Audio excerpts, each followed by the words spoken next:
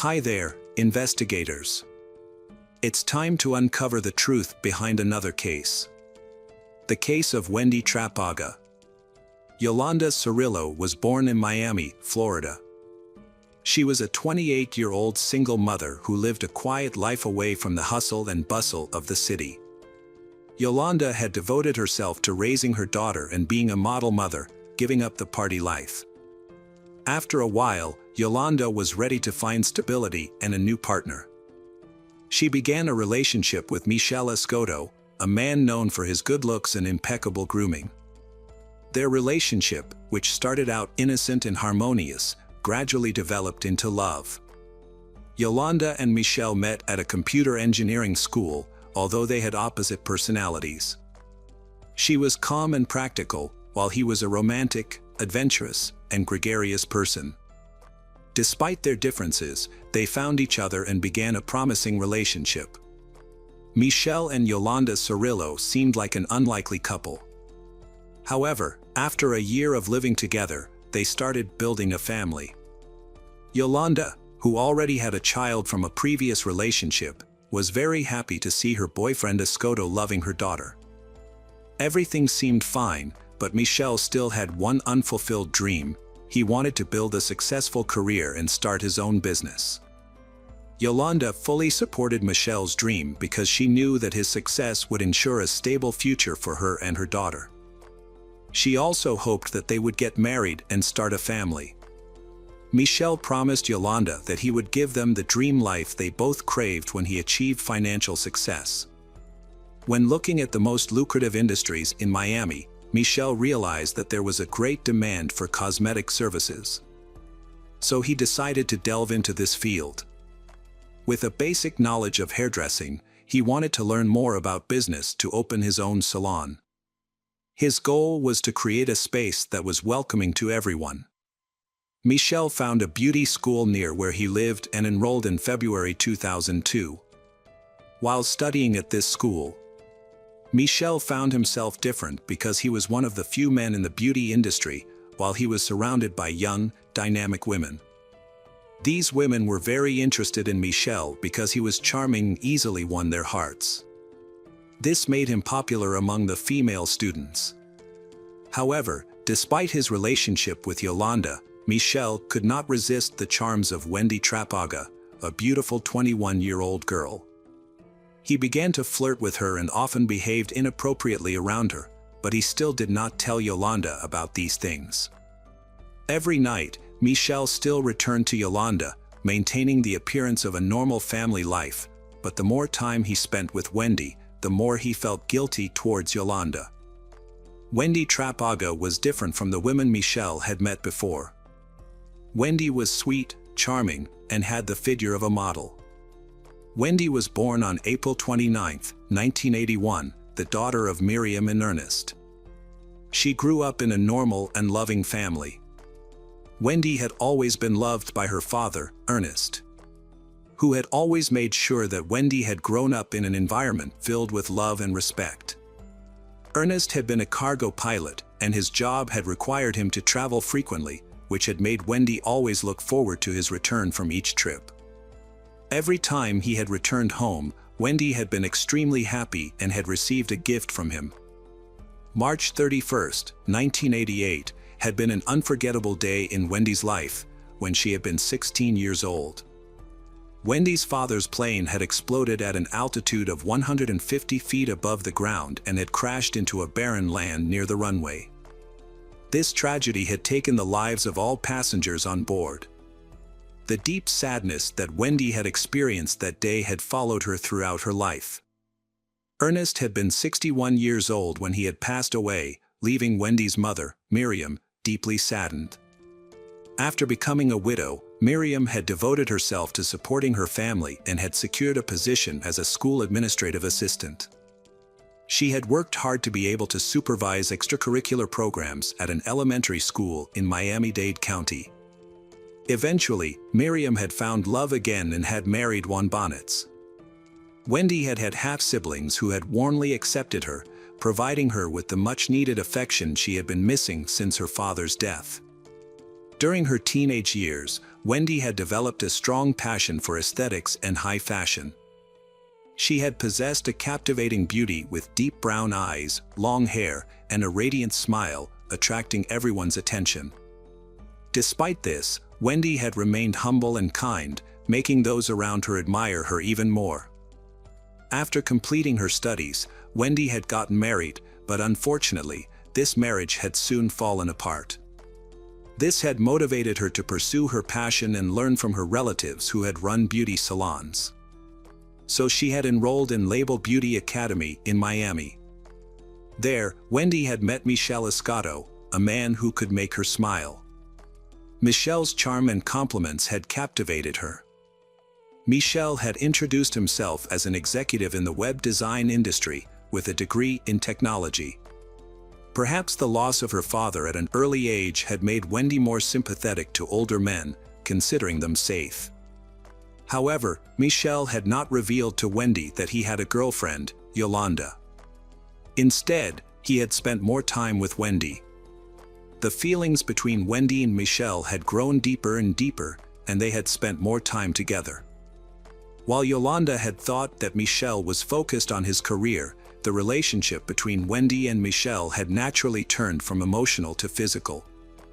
Wendy and Michel had gradually become inseparable.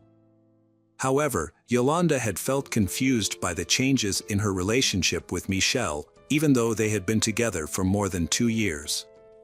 She had not known that Michel often met other women, one of whom had even sponsored his studies. Initially, Michel had only seen Wendy as a friend, but over time, he had begun to feel deeper feelings for her. He had appreciated the freedom and lack of pressure in his relationship with Wendy. However, Michel had always kept his relationship with Wendy a secret. Even though Michel and Wendy had been entering their second month of a romantic relationship, Michel had hidden it from everyone, which had made Wendy feel confused. Yolanda had also felt that Michel seemed to be growing more distant and their relationship had started to feel more like best friends than lovers. Yolanda had become suspicious of Michel's schedule, and the silence had made the two of them grow more distant. Michel had eventually decided to end his relationship with Yolanda because he had fallen in love with Wendy. In August 2002, Michel and Yolanda had had an argument, and to express his dissatisfaction, Michel had packed his things and left. Yolanda could not believe it. Yolanda had dreamed of a future with Michel, but he had left without giving any explanation. Yolanda had tried to understand her shortcomings and the reason behind his departure. Yolanda had kept calling Michel, but he had not answered. Eventually, Yolanda had deciphered his voicemail password and had discovered messages revealing that he had moved in with another woman named Wendy. Yolanda was shocked to learn of Michel and Wendy's relationship and was furious. Michel and Wendy had moved into a modest apartment in Miami. Unexpectedly, in that small space, the two began a life filled with dreams and satisfaction. Although some of Wendy's family objected to her decision to live with Michel, Wendy's mother, Miriam, was concerned that Michel was almost a decade older than Wendy and, on top of that, he was still unemployed. She wondered if Wendy and Michel had ever shared their jobs or incomes. She was also extremely surprised to find that their house was almost bare, to the point that Wendy and Michel had to sleep on the floor. The most important thing to her was Wendy's happiness. While Wendy was always careful about her finances and kept a tight budget, Michel, on the other hand, was wasteful and unclear about how he earned his money. Miriam simply thought that Michel made money through IT to explain her doubts. Because there were so many questions about Michel, Miriam, and her daughter. Wendy disagreed about Wendy's marriage. Miriam did not agree with Wendy's hasty decision to get married. Ignoring her mother's advice, Wendy and Michel decided to go ahead with the wedding. They planned to hold a wedding ceremony at the City Hall in October 2002, with a simple legal procedure and a not-so-complicated wedding ceremony. When Miriam asked why they got married so quickly, Wendy revealed that she was pregnant. On October 10, 2002, Wendy and Michel exchanged vows at the Miami Beach City Hall. They then planned a simple honeymoon in Key West, Florida. Michel and Wendy left on Friday, October 11th, planning to return Sunday evening. Their two-day adventure in Key West was filled with fun times. However, on Sunday, Michel and Wendy were reluctant to let their short vacation end. Michel had booked a luxurious suite in a prestigious, romantic hotel. Wendy was thrilled to have their honeymoon extended unexpectedly. Wendy informed her mother of the decision to extend their stay. Wendy's mother, Miriam, was also delighted to hear the news. Although she was concerned about Wendy's health due to her pregnancy, Miriam was happy for her daughter's happiness. Michel and Wendy envisioned a romantic evening that included dining out, perhaps watching a movie, or dancing the night away at a nightclub. Michel and Wendy arrived at the hotel close to midnight and spent some time alone together in their room. Little did they know that this would be Wendy's last night on Earth. At around 5:30 a.m. on Monday, Miriam was awakened by a surprise phone call. When she looked at the clock, she felt anxious about such an early call. Miriam picked up the phone feeling even more nervous. It was Michel on the other end of the line, asking her if Wendy was with her and speaking in a cryptic tone. Michel explained that they had gone out drinking the night before and Wendy had wanted to stay even though he had been worried about their unborn child. This had led to their first argument in the car on the way home. He had gone back to the apartment alone while leaving her outside. When he had checked back after 5 to 10 minutes, she had disappeared. All attempts to contact her by phone had failed. After her conversation with Michel, Miriam had agreed to give Wendy some space even though she was extremely worried about where Wendy might be at the moment. She had tried not to panic, but she had known that Wendy did not act that way. At 6 a.m., a sanitation worker walking his routine route through a commercial warehouse complex in the Northwest Dade area had contacted Miami police after noticing something unusual in the parking lot between two cars. As he had gotten closer, he had come across a woman wearing a blue evening gown lying face down in a pool of blood. Forensic experts had been stunned when they had arrived at the scene and had seen blood splattered on a nearby vehicle. An autopsy later revealed that the woman had been struck multiple times with a heavy object, leaving her body disfigured beyond recognition. Although no weapon had been found at the scene, the deceased had been quickly identified as Wendy Trapaga thanks to a driver's license and a wallet containing identifying items found next to her. When Miriam had received the devastating news of her daughter's death, she had been plunged into a deep depression. Tears streaming down her face, Miriam, who had lost her husband, now had to deal with the sudden loss of her daughter.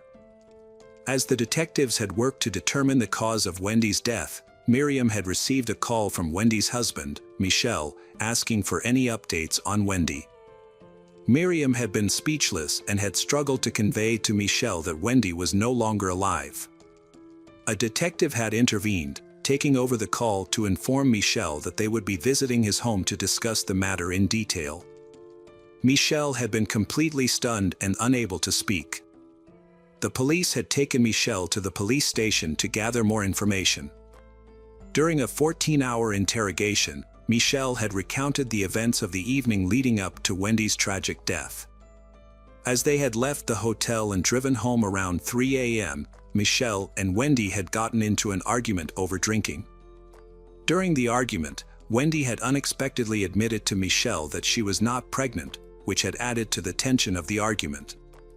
As they had approached their apartment, Michel had decided to go inside to give them both time to calm down, leaving Wendy in the car. That had been the last time he had seen Wendy. The autopsy report later revealed that Wendy had died from being repeatedly beaten with a blunt object, causing 15 to 20 severe injuries to her face and neck. Her face had been unrecognizable due to the injuries. There had also been signs of strangulation. Investigators had also found strange DNA on Wendy's dress. A physical examination had revealed that Wendy had had alcohol and sedatives in her system. Her estimated time of death had been between 3 and 5 a.m. on October 14th. Some strange points had also been discovered. Wendy had been found without shoes, but her feet had been clean. In addition, there had been no injuries to her hands and feet, suggesting that she might not have resisted during the attack, or that she might have been unconscious or restrained. The medical examiner had also confirmed that Wendy had not been pregnant at the time of her death, raising further questions about the reason behind her lie. Authorities had found a new lead. They had discovered that Michel had made a phone call at 3:15 a.m. the day his wife had died. Detectives followed up on a crucial lead and discovered that Michel's last call had been made to his ex-girlfriend, Yolanda. When informed of Wendy's death, Yolanda shared her love story with the police. She admitted to having had deep feelings for Michel and was heartbroken by his sudden passing. Despite attempts to contact him, he remained unresponsive until the fall of 2002, when he returned her call. When questioned, Michel admitted to having had an affair with another woman, but maintained that he had no feelings for Wendy. He said that he still loved Yolanda and hoped to reunite with her. Yolanda, who still loved Michel, trusted him again and hoped that this would rekindle their romance. However, Michel continued to live a double life. The investigation was hampered by the lack of solid evidence, including DNA, fingerprints, surveillance camera footage, or even a murder weapon. All they had were unsubstantiated statements. About 2 months after Wendy's death, Michel re-emerged as a prime suspect in the case. After being caught planning to cash in Wendy's life insurance policy, questions were raised about the true motives of Michel, who was the primary beneficiary of the policy. After this discovery, detectives suspected that Michel had a strong financial motive, seeing as the insurance policy was worth $1 million. The investigation team continued to pursue this theory. On the other hand, an unexpected aspect of Michel's personal history was revealed during the investigation. Michel had previously been arrested and charged with armed robbery. He was also charged with unlawful possession of a firearm and possession of drugs. 3 years after Wendy's death, detectives decided to interview Yolanda again, suspecting that she had more information than she had previously disclosed. After Wendy's death, Michel and Yolanda reunited and moved in together, but their life together was not a happy one. When Yolanda was brought in for questioning, law enforcement officers presented evidence that Yolanda had been the one who had funded Michel and Wendy's vacation after they had married. The police forced Yolanda to reveal the truth by warning her of the consequences of lying.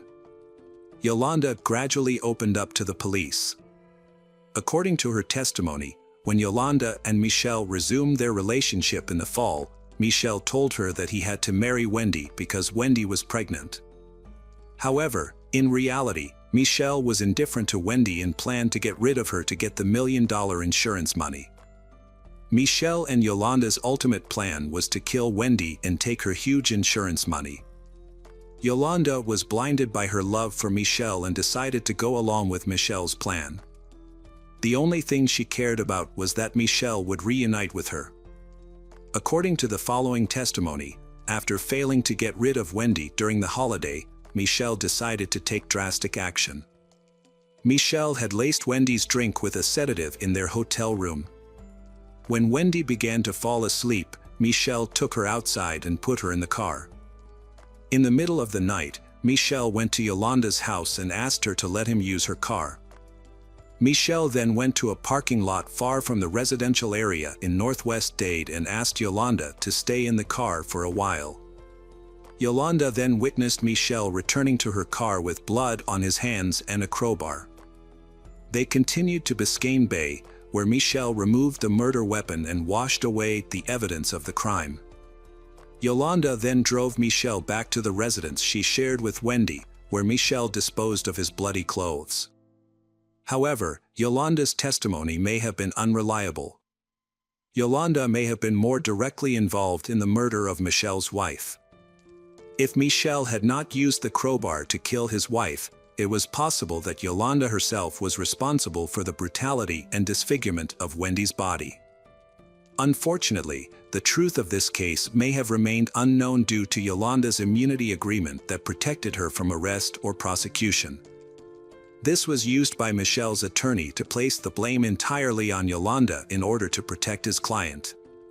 However, after deliberating for just 2.5 hours, the jury convicted Michel Escoto of first-degree murder and sentenced him to life in prison without parole.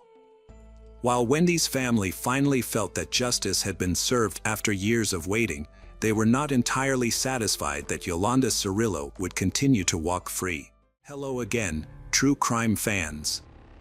We've got another mysterious case to explore. The case of Eurydice Dixon. Eurydice Dixon was born on November 10, 1995 in Melbourne, Australia. Her family consists of her parents and younger sister. When Eurydice was 7 years old, her mother died of substance abuse, leaving her father to care for her 2 young daughters. Eurydice's father worked hard to provide for the 2 sisters, and they lived in a small apartment. Eurydice is a quiet and polite person. Eurydice has a deep passion for the arts, especially drama. She pursued her passion at Deakin University, studying drama and actively participating in the theater troupe. Eurydice is a multi-talented person, not only a comedian, but also a writer who creates her own performances.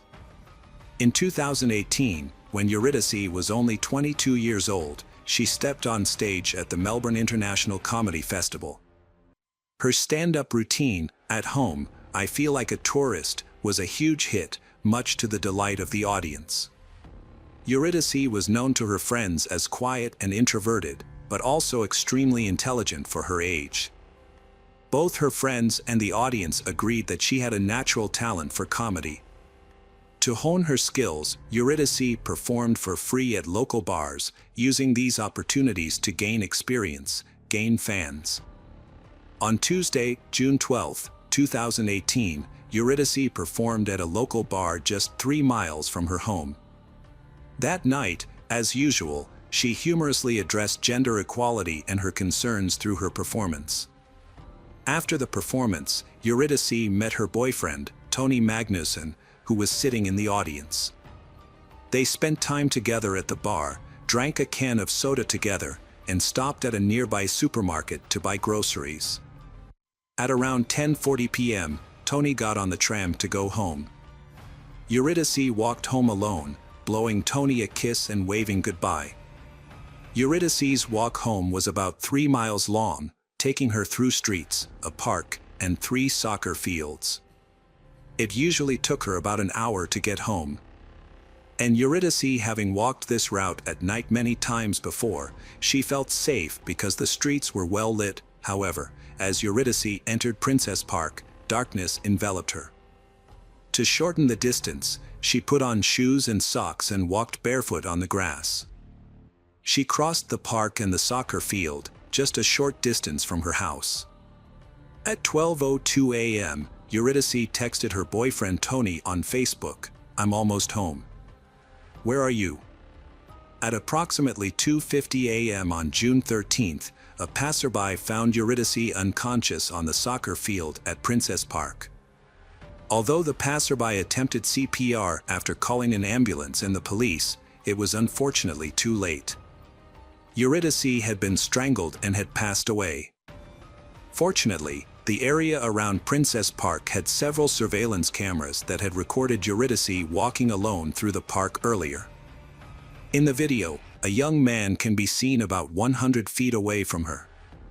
He has blonde hair, a scraggly beard, and appears overweight, short, and stocky. To aid in the investigation, the police released the surveillance footage to local television stations and asked the public to help identify the suspect. That evening, James Todd, 19, contacted the police after his friends reported seeing his face on the news in connection with the death of Eurydice Dixon. James strongly denied any involvement in the incident and insisted that the person in the surveillance video was not him. The police asked James to come to the police station for questioning. At the police station, James denied any involvement, answered 660 questions, and insisted that he had nothing to do with the case. James also agreed to provide a DNA sample.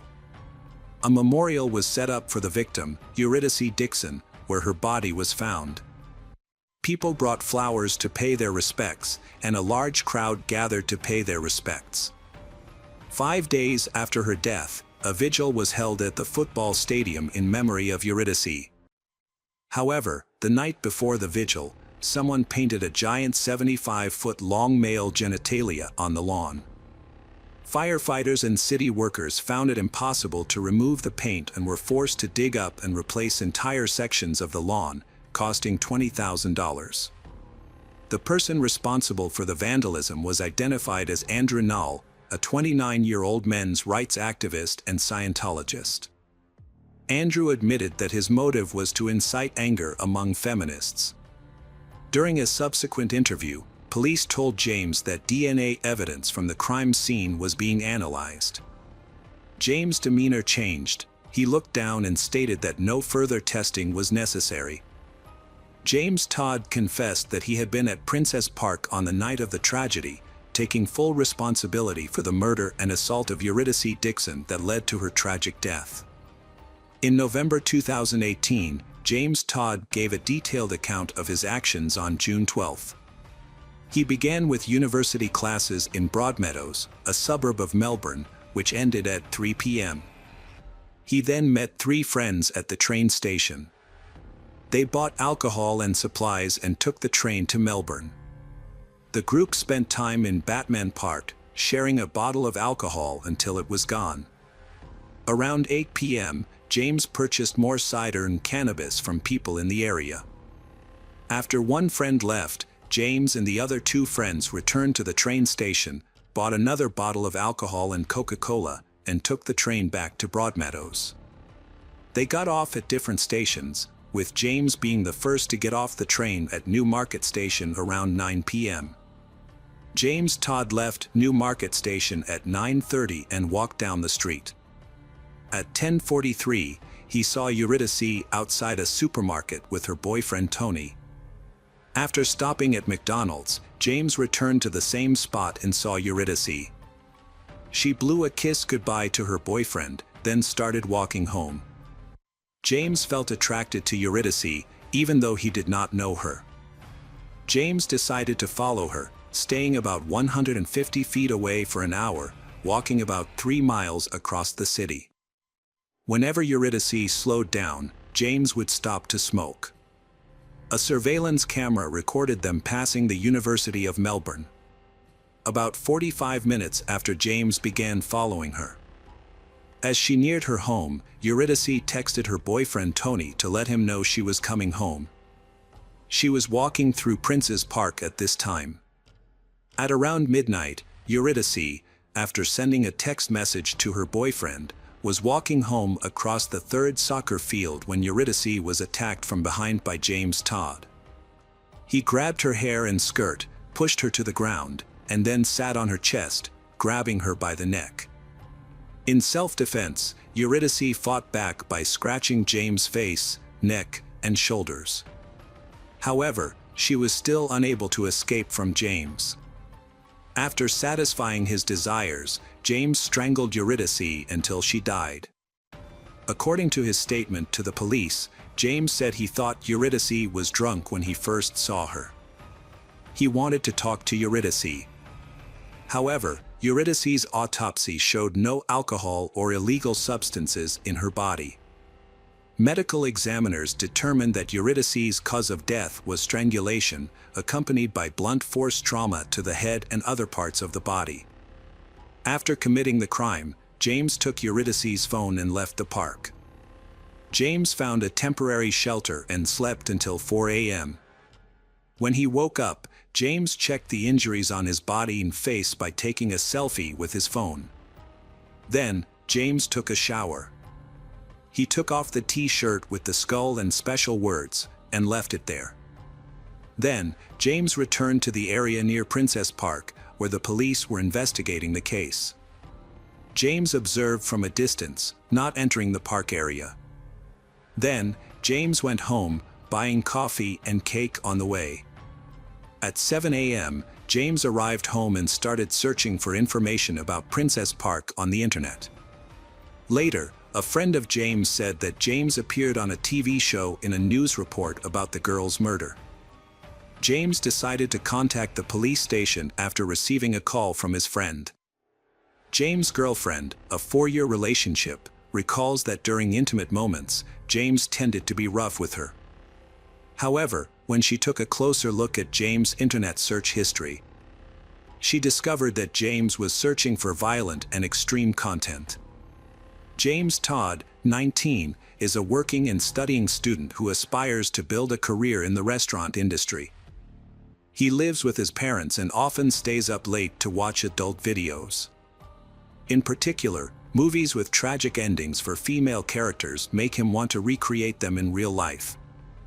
James grew up in very difficult living conditions.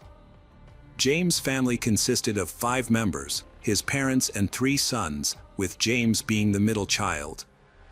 They lived in a chaotic and uncared-for environment, with many pets and a kitchen that collapsed due to rotting floors. Food was often cooked in the bathroom on a simple stove, right next to the toilet that was often clogged. The entire house was a mess with cluttered furniture, trash and debris everywhere, with leftover food and garbage everywhere. James was rarely at home and often had to sleep on a desk in a classroom or on a park bench. His mother said that the poor condition of the house was partly due to her suffering from depression. However, James insisted that their house was always in a state of neglect, regardless of the cause. Information about the father's role in the family situation was not mentioned. Prior to the incident, James had been visiting the house less and instead spent more time at his girlfriend's house. His girlfriend noticed a change in his behavior and attributed it to the stress of college and his worries about his future. The police discovered that James had been diagnosed with mild autism spectrum disorder and attention deficit hyperactivity disorder as a child. As a teenager, James had been in and out of psychiatric care several times because his teachers were concerned about his antisocial behavior. However, it should be noted that autism or Asperger's syndrome can manifest in many different ways, but is not associated with dark or harmful sexual tendencies. In James' case, 2 psychiatrists worked with him and analyzed his situation thoroughly. The doctors concluded that James showed signs of sadistic personality disorder, a factor that may have contributed to the tragic events. Doctors believe that the combination of autism and sadistic elements in James's personality may have played a role in his tragic end. James' friends saw him as sociable, cheerful, and seemingly no different from other people. They noted that he was able to apologize, distinguish right from wrong, and behave rationally. The judge who heard the case concluded that James Todd intentionally killed Eurydice Dixon, motivated by perverse desires and the intention to act out his perverted fantasies. As a result, on September 2, 2019, James Todd was sentenced to life in prison with the possibility of parole after serving 35 years. James Todd's father, Jason Todd, took to social media to express his condolences to Eurydice Dixon's family. In it, Jason shared his pain and anxiety at not being able to see his son again after the incident. Jason also revealed that he had faced a lot of abuse and criticism on social media. However, Jason later deleted all of these posts. Meanwhile, James' legal team was trying to appeal James' life sentence. They argued that the sentence was too harsh for James, who was 19 at the time and had no previous criminal record. The lawyers also cited numerous testimonies from people around him who described James as a good and kind person. The lawyers also pointed out that James fully admitted his guilt and expressed remorse. They also pointed out that James was autistic and had lived in poor conditions before the crime. However, the appeal was ultimately rejected. Police investigating the case say James is now living in significantly better conditions than his previous home. James still feels remorse for his actions. James' time in prison was harder than other prisoners. Psychiatrists say James would pose a serious threat to women if released. Following the death of Eurydice Dixon, the bar where she last performed comedy decided to cancel its comedy nights on Tuesdays in her memory. To continue Eurydice's legacy, the Melbourne government has introduced grants to support emerging female comedians. Andrew, who desecrated the Eurydice Dixon Memorial, was convicted and sentenced to 5 months in prison. Following the tragic death of Eurydice Dixon, police have advised women to be more careful at night, avoid walking alone, and always carry their phones. Hi there, investigators. It's time to uncover the truth behind another case, the case of Austin Harrouff. Austin Malcolm Harrouff, known by the nickname Golden Boy, was born on December 21, 1996, in Palm Beach, Florida. He was the eldest of 2 children, and was born into a wealthy and respected medical family. His father was a successful dentist with many private clinics, and his mother was a leading pharmaceutical expert. The Harrouff family lived in a spacious, luxurious house by the sea. When Austin was 1.5 years old, his younger sister Haley was born, and the 2 siblings quickly became close.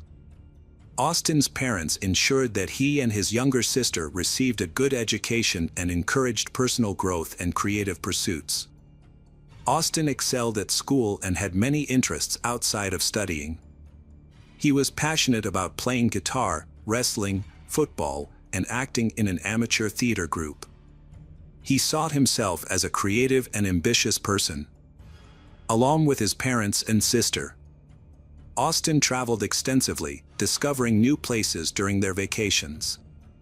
Austin described himself as a cheerful and optimistic person with a strong imagination who excelled in academics and sports through perseverance. However, Austin also admitted that he was very shy, which sometimes made it difficult for him to communicate with his peers. Austin's personal life was interrupted at the age of 13 when his parents decided to divorce. His father moved out of the family home and into a new home with his new partner, eventually marrying her. Meanwhile, Austin remained with his mother, who also found a new partner and married him within a year.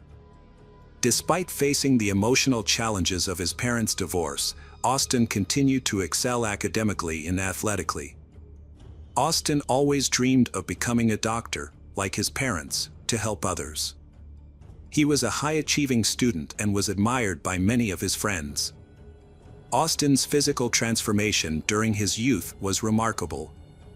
He grew to be 6 feet 2 inches tall, developed outstanding muscles, and became strong. Austin's charismatic smile and gentle demeanor gave him an almost angelic appearance. However, he still struggled with social anxiety and shyness, which limited his ability to form relationships. In his personal diary, Austin wrote candidly about feeling isolated at school. His classmates called him a nerd and made fun of him, leaving Austin with few friends. Despite these difficulties, he still held out hope that his life would improve once he entered college. Austin looked forward to starting over, forging new relationships, and gaining independence from his parents. The important turning point came when Austin received news that he had been accepted into the University of Florida's prestigious 4-year medical program. This achievement promised to open the door to a successful and rewarding medical career, with the opportunity to continue his studies at any of the top medical schools in the country. Overjoyed by this news, Austin felt like his dream was finally within reach. As he prepared to enter this new chapter, his parents drove him to the college campus in late August. With excitement mixed with trepidation, Austin began his journey to becoming an independent adult, documenting his experiences in his first vlog. During his freshman year, Austin became deeply interested in bodybuilding and spent a significant amount of time in the gym, achieving notable results. He had developed strong muscles, but his success was partly due to steroid use. Austin had openly discussed steroid use in a YouTube vlog he had started in the spring of 2016. Austin had posted various videos to his channel, including discussions about sports and fitness, musical performances with his guitar, and philosophical musings on life. However, over time, his posts became increasingly disturbing. Austin began warning his followers about the dangers of steroids, claiming that they could cause serious mental health consequences and drive a person crazy. Austin had two distinct physical states, a normal state and a state he called crazy. Austin found it difficult to understand these contrasting aspects of himself. Austin had created videos where he spoke in different voices, as if he were other people. Sometimes, Austin's voice changed and he burst into tears for no apparent reason. Experts then reviewed Austin's posts and concluded that Austin was desperately seeking help in each post. As Austin struggled to connect with others during his studies, his blog had become his primary means of expressing himself. Over time, videos recorded him gradually becoming insane. His behavior became increasingly erratic, provocative, and aggressive.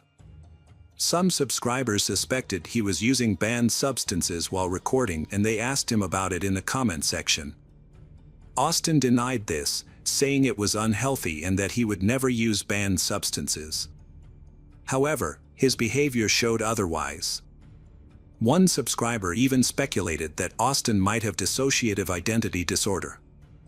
The sudden changes in Austin were not only manifested in behavior but also in appearance.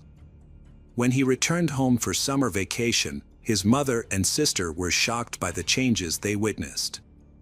During his year-long separation, Austin had experienced significant physical changes, including significant muscle gain, but these changes were more than superficial. Austin's behavior became increasingly strange.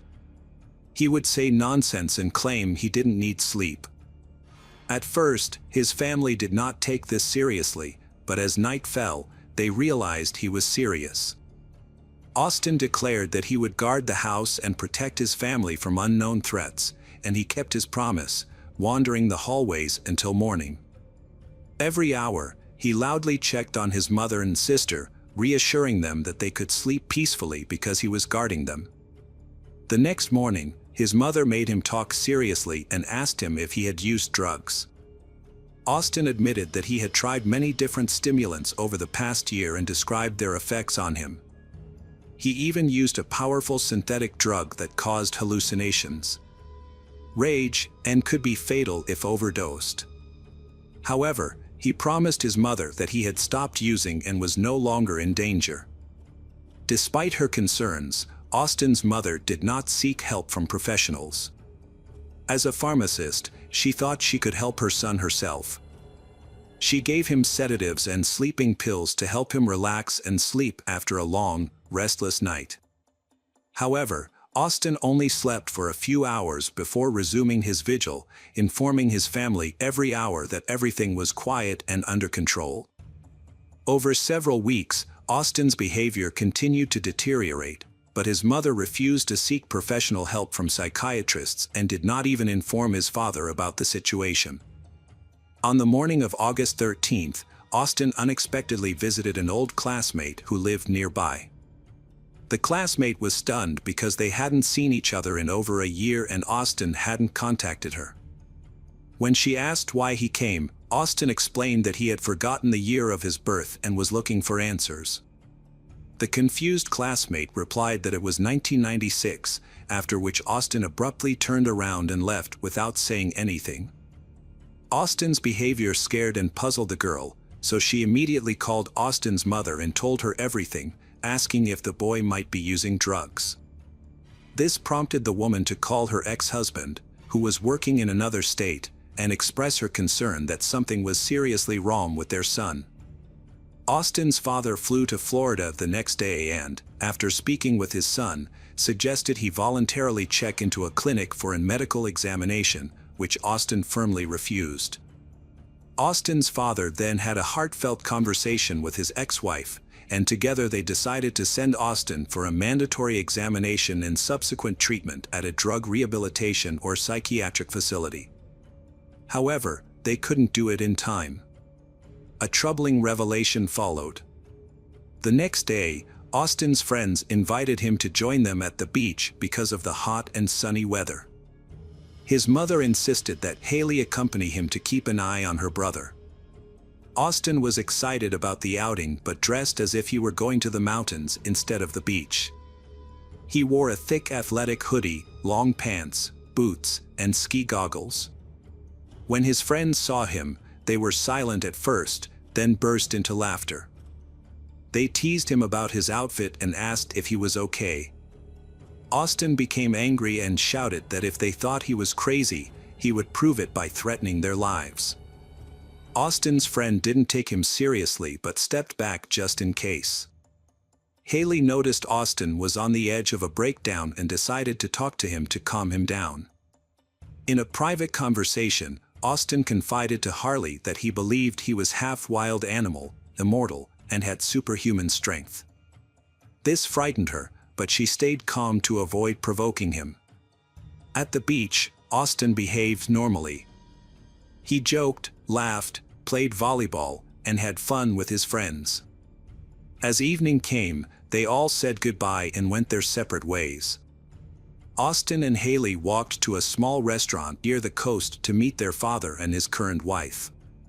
On the way, Austin told Haley he wanted to test his immortality by crossing a busy highway directly through the fast-moving traffic. When Haley realized what was happening, she chased after Austin and physically pulled him away, urging him to hurry because they were expected. Austin agreed that they shouldn't keep anyone waiting and quietly followed his sister. During dinner, Austin acted strangely again, getting up from the table several times to go outside, looking around as if he was afraid of someone, then returning. He then decided to tell his father and stepmother about his belief in his immortality. When his father calmly suggested seeking professional help, Austin leaped up, shouted that he wasn't insane, pushed his father forcefully, and ran out of the restaurant. After leaving the restaurant, Austin walked several miles and eventually wandered into a neighborhood he didn't recognize. There, an open garage with bright lights caught his attention, and he headed towards it. This home belonged to an elderly couple, 59-year-old John Stevens and 56-year-old Michel Stevens. In the evenings, they loved barbecuing and watching movies in their spacious garage, which they had set up like a living room. Married for over 25 years, they had 3 adult children who lived independently, allowing them to enjoy retirement and each other's company. That evening, John took their dog for a walk while Michel prepared for their usual movie night. When Michel noticed an unfamiliar young man on their lawn, she felt no threat and even asked if he needed help. However, the situation unexpectedly took a turn. Jeffrey Pfizer, the Stevens family neighbor who lived across the street, was on friendly terms with them. Around 9 p.m., he heard suspicious noises outside. When he looked into the yard, he suddenly heard Michel's agonizing scream. Without hesitation, he rushed to help his neighbors and saw Austin near the garage. Jeffrey tried to pull Austin away, but Austin was overpoweringly strong and knocked Jeffrey to the ground. As Jeffrey tried to recover, Austin stabbed him several times in the back and shoulder. Realizing he was overpowered and needed help, Jeffrey ran into the Stevens family house to draw Austin's attention away from himself. After exiting through the back door, Jeffrey headed to his own home. Once inside, Jeffrey realized Austin had not followed him but had returned to attack Michel. Jeffrey immediately called the police and emergency medical services, reporting an armed attack by a stranger with a knife and stating that both he and his elderly neighbor had been injured. After contacting emergency services, Jeffrey fell silent, listening closely. He eventually realized no one was outside his door. It seemed Austin had remained at Stevens family's house, and now strange animal-like noises, resembling the growls of a wild beast, could be heard along with screams of terror and moans. It took the police about 10 minutes to arrive. But by then, it was tragically too late. The sight that awaited them was horrifying. 2 officers approached the garage with weapons drawn, only to be halted in shock at the doorway. There, in a pool of blood, lay the lifeless body of Michel Stevens. The autopsy later revealed she had suffered multiple blunt force traumas to the head and a stab wound to the chest. A bit further inside, in the dim light, two more individuals were on the ground. John was reaching out, pleading for help with a strained voice. Above him, Austin was seemingly choking him. The officers demanded that Austin release the victim, threatening him with their guns. However, Austin showed no response, and firing was too risky due to the possibility of hitting both people. Instead, one officer drew a taser and warned Austin. Only then did he see that Austin was not just assaulting but actually biting John's face, holding his head and neck firmly. Beneath John spread a vast pool of blood, with a chunk of flesh missing from his left cheek. And his lip, nose, and ear were also mutilated and seemingly chewed off. John was immobilized, barely able to move, silently pleading for help. The officers shocked the attacker with the taser, but he seemed unaffected, continuing to tear at John's face with his teeth. A kick to Austin's face only made him growl loudly and bite into Stevens's cheek again. Reinforcements arrived, including a police dog that was unleashed on the frenzied young man. The dog latched onto Austin's arm, but he seemed to feel no pain, breaking free and injuring himself further. A powerful kick from an officer finally disoriented Austin long enough to handcuff him. At this moment, Austin claimed he felt unwell, possibly having eaten something bad, before losing consciousness and convulsing. Emergency medical teams transported 4 individuals from the scene. Unfortunately, Michel could not survive, and her husband John passed away on the way to the hospital due to severe blood loss from stab wounds and the trauma from the attack. Jeffrey, who reported the incident, survived, but he experienced permanent minor motor skill impairment in his right hand due to nerve and tendon damage. Austin fell into a coma after mistakenly ingesting a substance from a garage bottle, thinking it was alcohol, which turned out to be a chemical. He suffered severe burns to his esophagus and stomach and spent several days in critical condition, but medical professionals ultimately saved him. Austin, the attacker, spent nearly 2 weeks in a coma. Upon regaining consciousness, he claimed to remember nothing about the events of that day. Gradually, he began to recall having dinner at a restaurant and an argument with his father, after which he walked away. Austin described seeing a ghostly figure that guided him through dark alleys and unfamiliar neighborhoods until he saw a light in the distance. The light came from a lantern near Stephen family's garage, where John was preparing a barbecue and setting out food. When Michel saw him, she was startled and called for help. Austin admitted to hitting her several times and then pulled out a knife, claiming he would rid her of evil. At that moment, a neighbor named Jeffrey Fisher intervened, but Austin, thinking Jeffrey was a demon, attacked him with the knife. After Jeffrey ran to get help, Austin continued to assault the woman until she was lifeless. He then noticed a bottle, mistook it for alcohol, and drank about half of it. Soon after, he heard a dog barking and a man's voice. Austin claimed he couldn't remember what happened next, according to his own statements. Initially, there was speculation that Austin was under the influence of strong drugs, which could explain his aggression and lack of sensitivity to pain. However, hospital tests showed no traces of drugs, medication, or alcohol in his blood. This led to the conclusion that Austin might have experienced a psychotic break, acting without awareness of his actions. Experienced psychiatrists were tasked with determining the truth of this claim. The case of Austin Harrouf attracted significant media attention due to its extreme brutality and ambiguity, both in the courtroom and psychiatric care. The children of the murdered couple, along with the relatives of the injured neighbor, believed that the young man was pretending to be insane and claiming memory loss to be declared incompetent and avoid harsh punishment. Most people following the case shared this belief. The state-appointed psychological and psychiatric expert, Dr. Landrum, reported that Austin's mental illness led to an acute psychotic episode, resulting in the deaths of Michel and John. However, the prosecutor argued in court that he did not believe the defendant met the legal definition of insanity at the time of the crime. It was suggested that Austin's mental health had worsened due to experimenting with various drugs, using steroids, and having trouble socializing with peers since school. However, at the time of the crime, he was not under the influence of any illegal substances or alcohol, as none were found in his blood, indicating that the reasons for his violent behavior were another reason. During a court hearing, Austin's father disclosed that their family has a history of schizophrenia, and he worried that his son might have inherited this serious illness. Additionally, Austin was suspected of having clinical lycanthropy delusion, a rare disorder. This might explain why he acted like a wild animal and seemed immune to pain, although no psychiatrist confirmed this diagnosis. After receiving treatment, Austin was moved to jail, but the case remains unresolved. He is still awaiting trial, and his lawyers argue that he is mentally ill.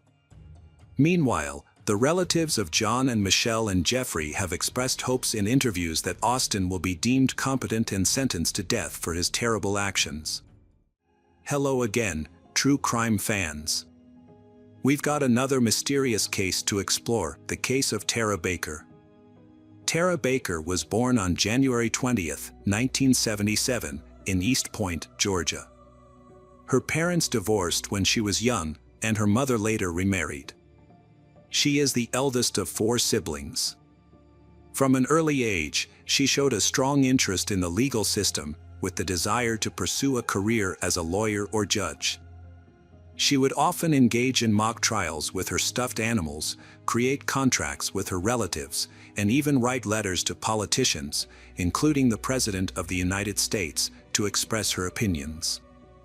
After high school, Tara attended Georgia College, where she earned 2 bachelor's degrees in just 3 years, graduating in 1999.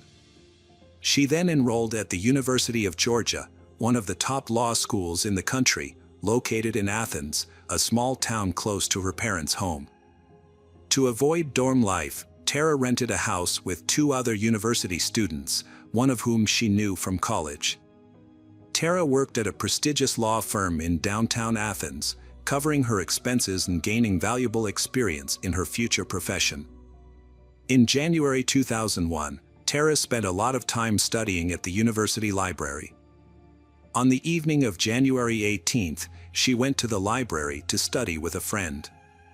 Her friend left the library around 7:30 p.m. Tara stayed behind, calling her friend at 9:46 p.m. to check if she had arrived home safely, mentioning that she would head home soon.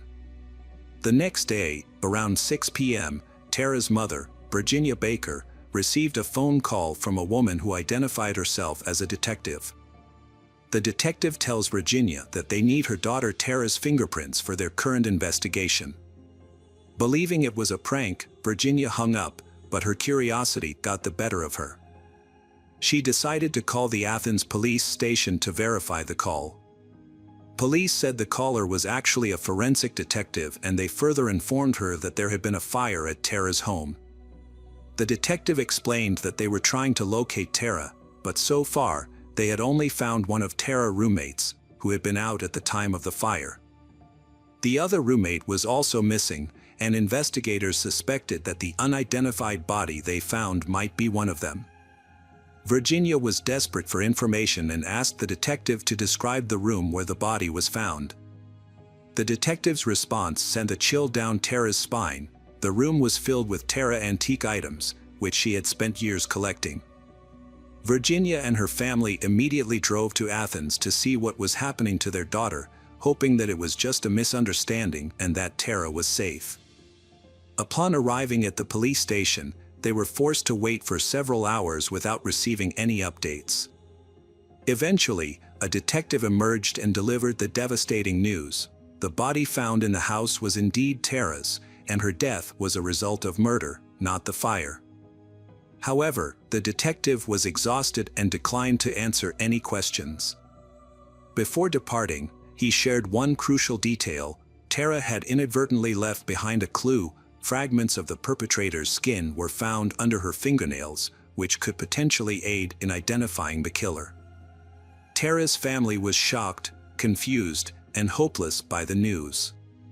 Despite their requests for more information about Tara, the police remained silent, not providing any further details. The family of Tara Baker was left in the dark about her murder investigation. Despite their repeated attempts to get information from detectives, they were met with silence. The local police department never reached out to them, forcing the family to constantly call and visit the station to beg for updates. Through persistence, they were able to gather some details about the case. Firefighters were called to Tara's address on January 19 at approximately 11 a.m. in response to a fire. After extinguishing the flames, they found Tara's body inside. The medical examiner's report confirmed that she had been murdered, with signs of strangulation and stab wounds. It appeared that the killer had set the fire to destroy evidence after Tara's death. However, the police refused to share the medical examiner's report with Tara's parents, leaving them without crucial information about her murder. The family also discovered that some evidence may have been destroyed by the firefighters. Unfortunately, this is not uncommon in cases like this. Investigators may not have properly secured the crime scene, which could have resulted in the loss of evidence. As Tara's family sought answers about her death, they were met with a lack of transparency and disrespect from the police. They were not kept informed about the investigation, were often treated rudely and unprofessionally. In an attempt to hold the police accountable, they began to record their conversations and filed complaints, but these efforts yielded no results. The family sought the advice of a renowned criminologist. However, the local police department would only allow him to review the case materials under one condition: he was not to share any information or findings with Tara's relatives. This left Tara's family unable to find answers about her death. Tara's family waited 10 years to get her death certificate.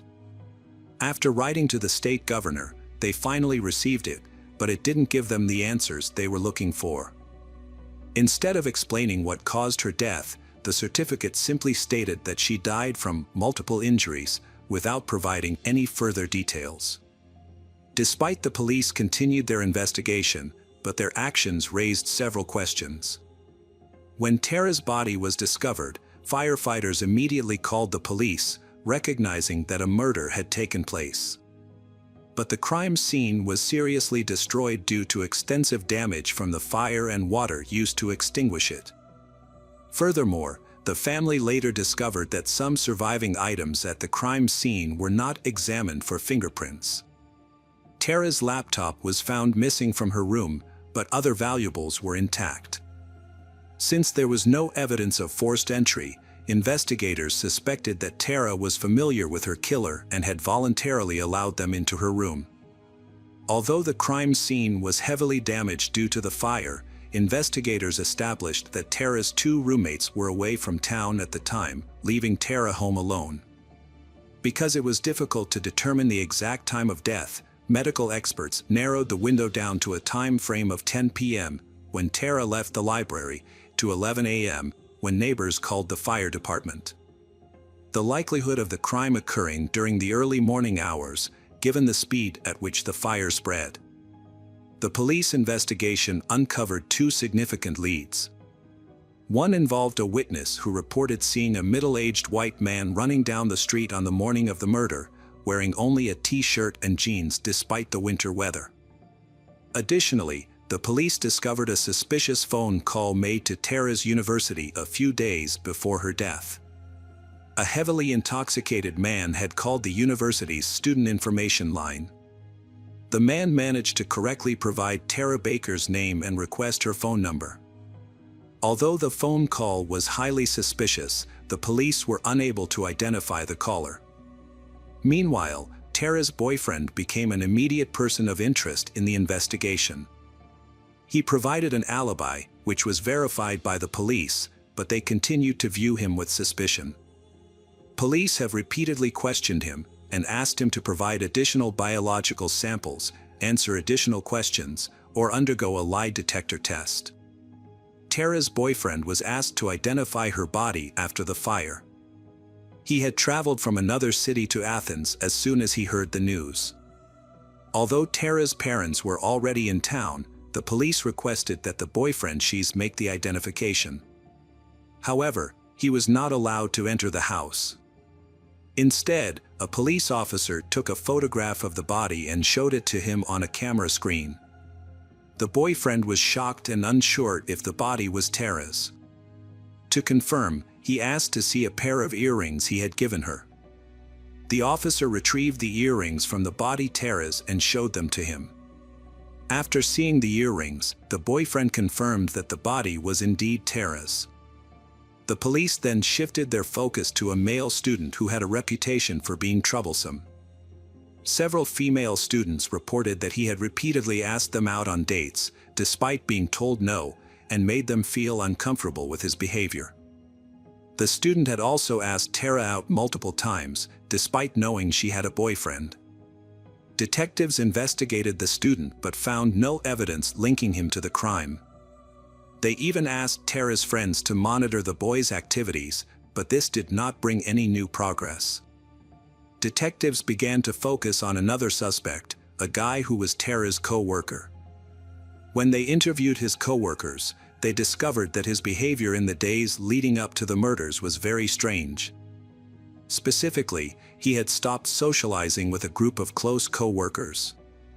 Additionally, just days before the murders, he had told Tara that he would not be able to attend her birthday party, which was scheduled for the day after the murders. On the morning of January 19th, one of Tara's co-workers tried to convince him to attend birthday celebration, as Tara had been hurt by his initial refusal. When the colleague visited the attorney's office, however, he was nowhere to be found. This was unusual, as the attorney was typically present at the office in the mornings. A check of his work schedule revealed no meetings or appointments, adding to the mystery of his absence. His behavior raised suspicions after Tara's murder. He was absent on the day of the murder, but the next day, he visited a colleague's home and acted strangely. Many suspect that he regularly used illegal drugs, which may have contributed to his erratic behavior. The co-worker noticed several fresh scratches on his neck, which were notable because several pieces of skin were found under Tara's fingernails, suggesting that she may have scratched her attacker in self-defense. When questioned about the scratches, he claimed he got them from a cat and denied any involvement in Tara's murder. However, when asked about his suspicions regarding the killer, his response was unusual. He screams that Tara's father is the culprit, but he cannot produce any evidence to back up his accusation. Furthermore, he resigned from his position just a few months after the murder and left the state. It is unclear whether the police compared his DNA with the samples found under Tara's nails. But they have not shared any information about this aspect of the investigation, even with Tara's relatives.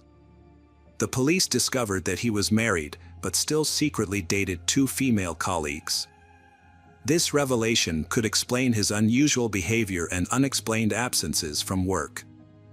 Both women also suspected that he was using illicit substances. However, police found no evidence to prove his involvement in the murder and eventually cleared him as a suspect. The detectives also investigated the maintenance company employees who had access to the house where Tara lived. They had a spare key, which might explain why there was no sign of forced entry. Unfortunately, this lead also yielded no results. Since then, the case has had no new clues. The police continue to search for new suspects and witnesses, but they are keeping many details about their investigation under wraps to avoid it being undermined. The investigation into Tara's murder continued over the years, with several new leads emerging, but it did not yield any results for the investigation. One witness reported seeing an African-American man near Tara's house on the day of the fire, while another claimed to have seen blood on a classmate's notebook shortly after the murder. Despite police efforts to pursue these leads, they ultimately led to dead ends. Tara's parents offered a $77,000 reward in hopes of generating new leads. The detective team working on the case changed several times, but they all encountered considerable difficulties due to lack of evidence. The fire in Tara's room burned most of the evidence, leaving the police with few clues to investigate. 19 years after Tara's murder, a podcast about her case was released, generating renewed interest and attention. The podcast gathered information from Tara's family and individuals connected to the case, re-examining the evidence and helped reinvestigate the case. The police department took notice of the podcast, leading to better cooperation between detectives and Tara's family. For several months, detectives reviewed all available information and evidence, using modern DNA analysis tools to re-examine the evidence. Their efforts paid off on May 13, 2024, when police announced that they had finally arrested the perpetrator, 23 years after the murder. The suspect, Edric Lamont Faust, 48, was arrested, but police did not reveal how they identified the suspect, citing the need to keep some information secret to protect ongoing legal proceedings. Investigators only mentioned that modern DNA analysis tools and other biological evidence played a crucial role in Edric's identification. Further details of the case were not disclosed at the press conference, and police chose to withhold evidence to avoid compromising Edric's trial. However, his arrest documents revealed that he was accused of assaulting Tara. Additionally, a piece of skin was found under Tara's fingernails, which was used to extract the killer's DNA using modern DNA analysis tools. The police had likely known about Edric for years due to his long history of crime, which included multiple arrests. At the time of Tara's murder, he was 25 and lived in the same city as she. Despite this, the police initially found no evidence suggesting that Edric knew Tara. It wasn't until recently, thanks to advanced DNA analysis, that Edric became a suspect in the case. Detectives only started investigating him a few days before his arrest. Edric is currently in jail awaiting trial.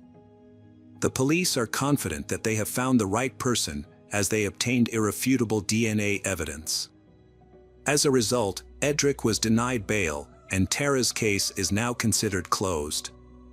Tara's family finally finds out the truth after 23 years. Thanks to a new team of detectives who reopen the case and solve it. Hi everyone, thanks for returning. Let's unravel another perplexing mystery, the case of Mitzi Sanchez.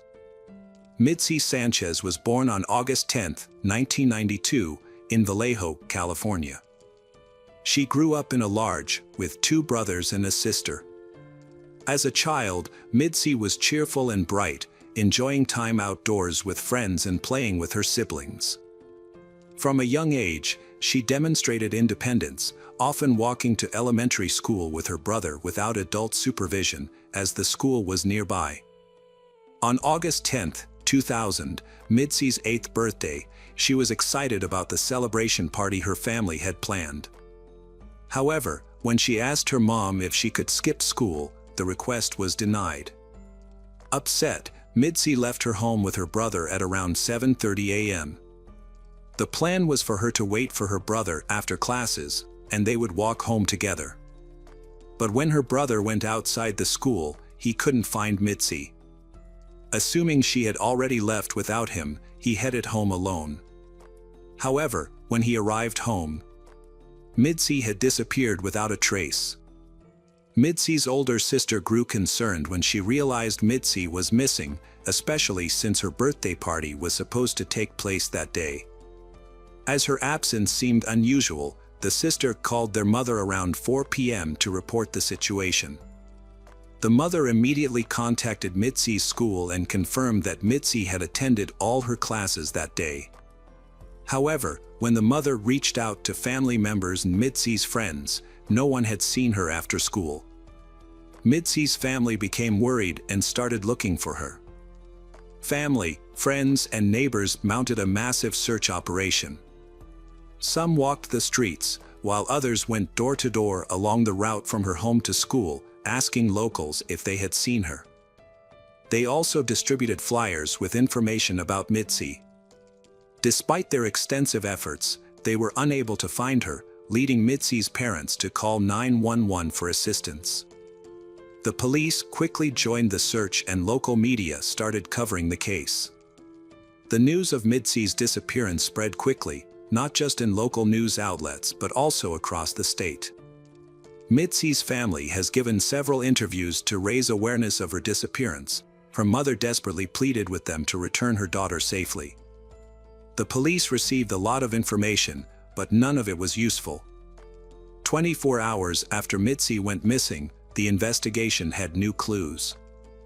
A man contacted the police to report finding bloody rags at a landfill. After further examination, experts discovered that the rags were actually bed sheets from a hotel in Vallejo. The evidence was sent to the lab for analysis, but it would take several days to obtain the results. Investigators also went to the hotel, but they were unable to confirm whether Mitzi was there. As the investigators waited for the lab results, they thoroughly searched the landfill for any additional clues, but they found nothing. However, the next day, August 12th, the police received a call that changed the course of the investigation. At around 11 a.m., a man called the police to report a disturbing incident.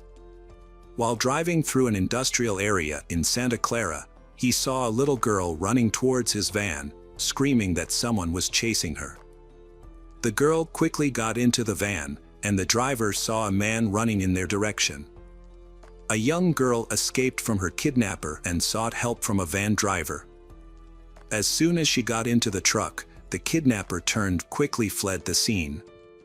The girl, who identified herself as Mitzi Sanchez, told the driver what had happened, and he immediately contacted the police. The officers quickly took Mitzi to a hospital for a medical examination.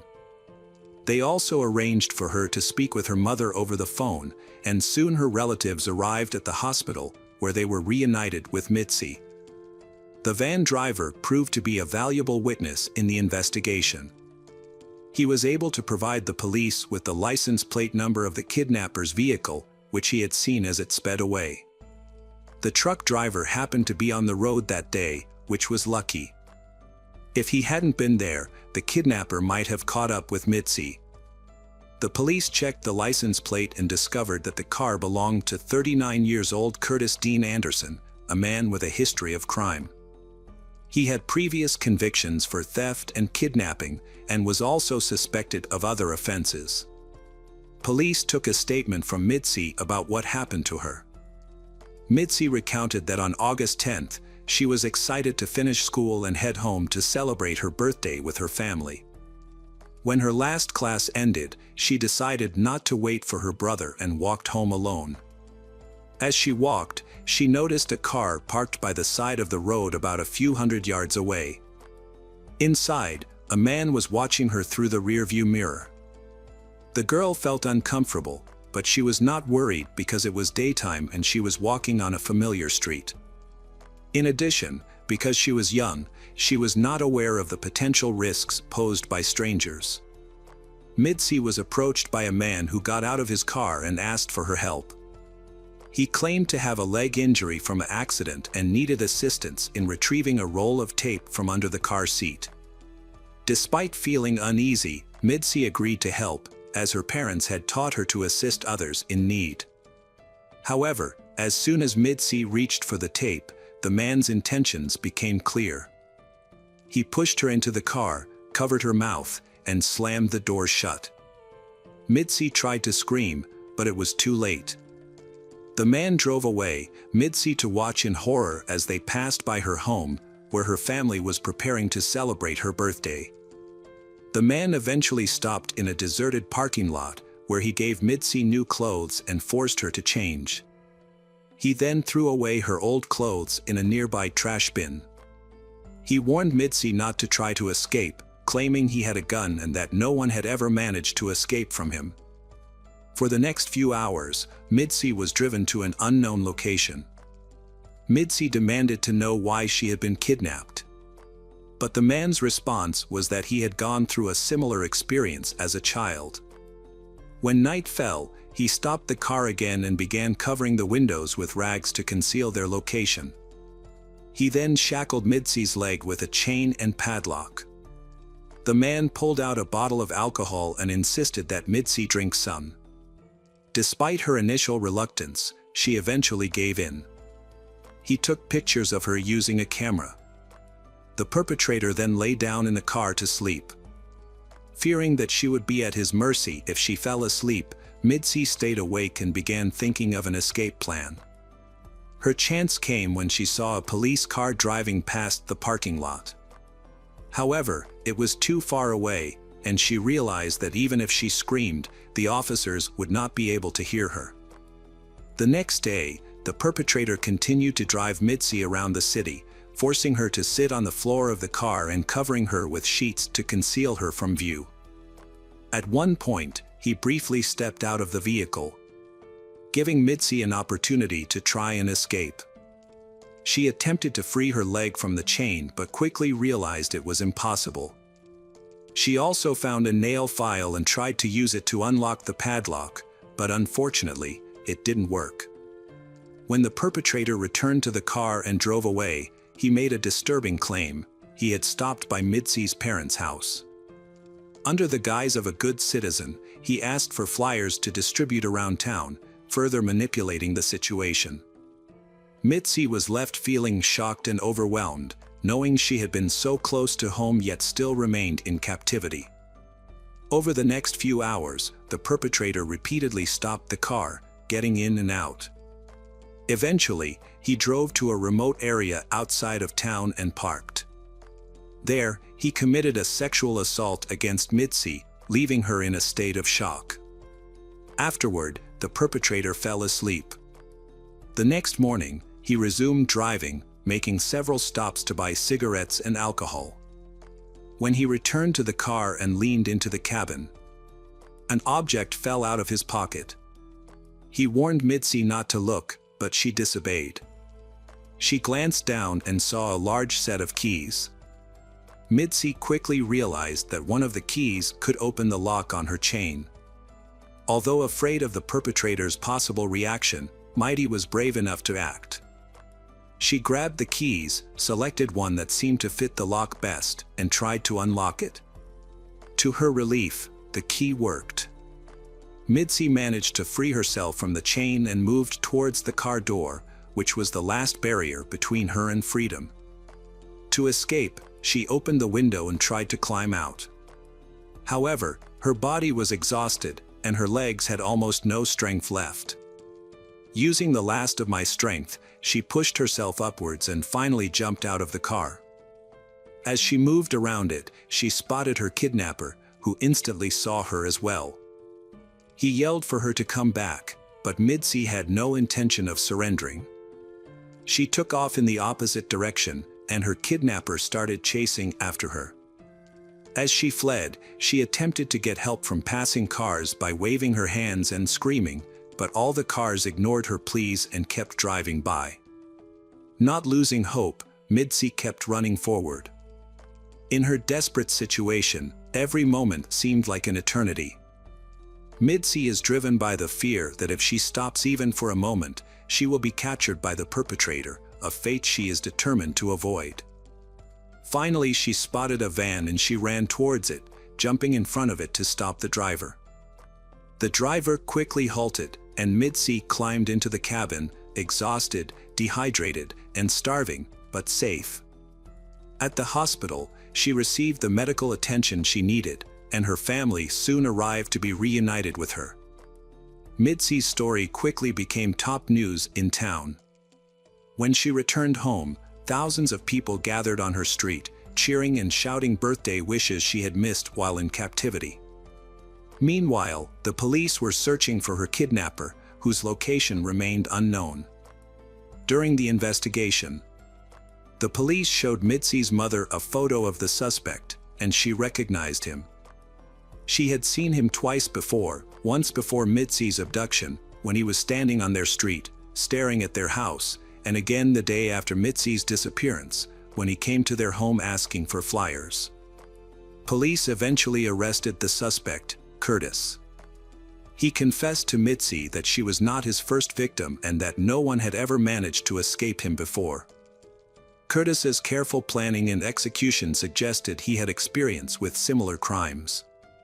It is notable that Curtis had a prior conviction for kidnapping a woman in 1991, for which he served time until his release in November 1999. The trial began in April of the same year. Mitzi bravely testified in a crowded courtroom, recounting every detail of Curtis's crimes against her. Even though Curtis was there, Mitzi remained calm and completed his mission.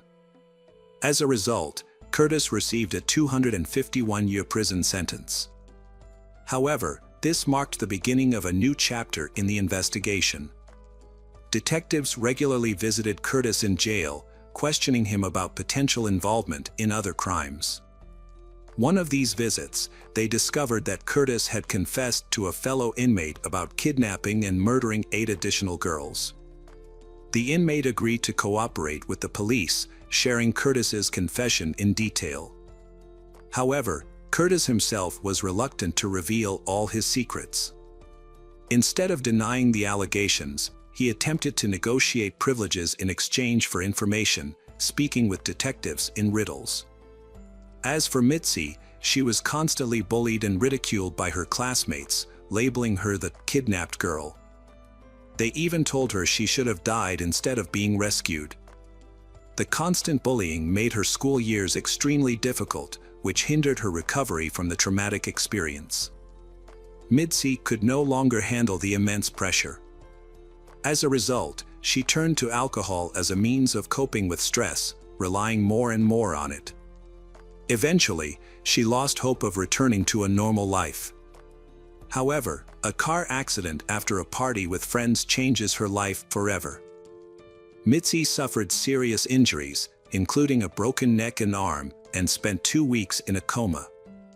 Upon waking up, she received news from her doctors: she was pregnant with a daughter. This gave Mitzi the power to change her life for the better. She decided to devote herself entirely to her daughter and also to helping other children who were victims of various crimes. Mitzi went on to found a non-profit organization that continues to help those in need to this day.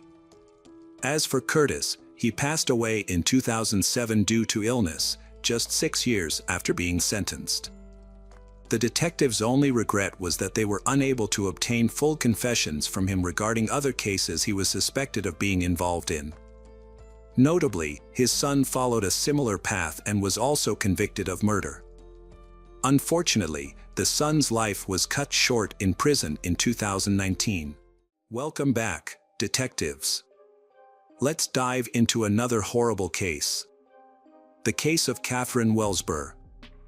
Catherine Wells Burr was born in 1989 in the United Kingdom to parents Phil and Jane Wells Burr.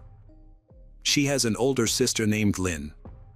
In the summer of 2010, Catherine met Rafael Novak, a 31-year-old co-worker, on a university break while working on a new vacuum cleaner production line.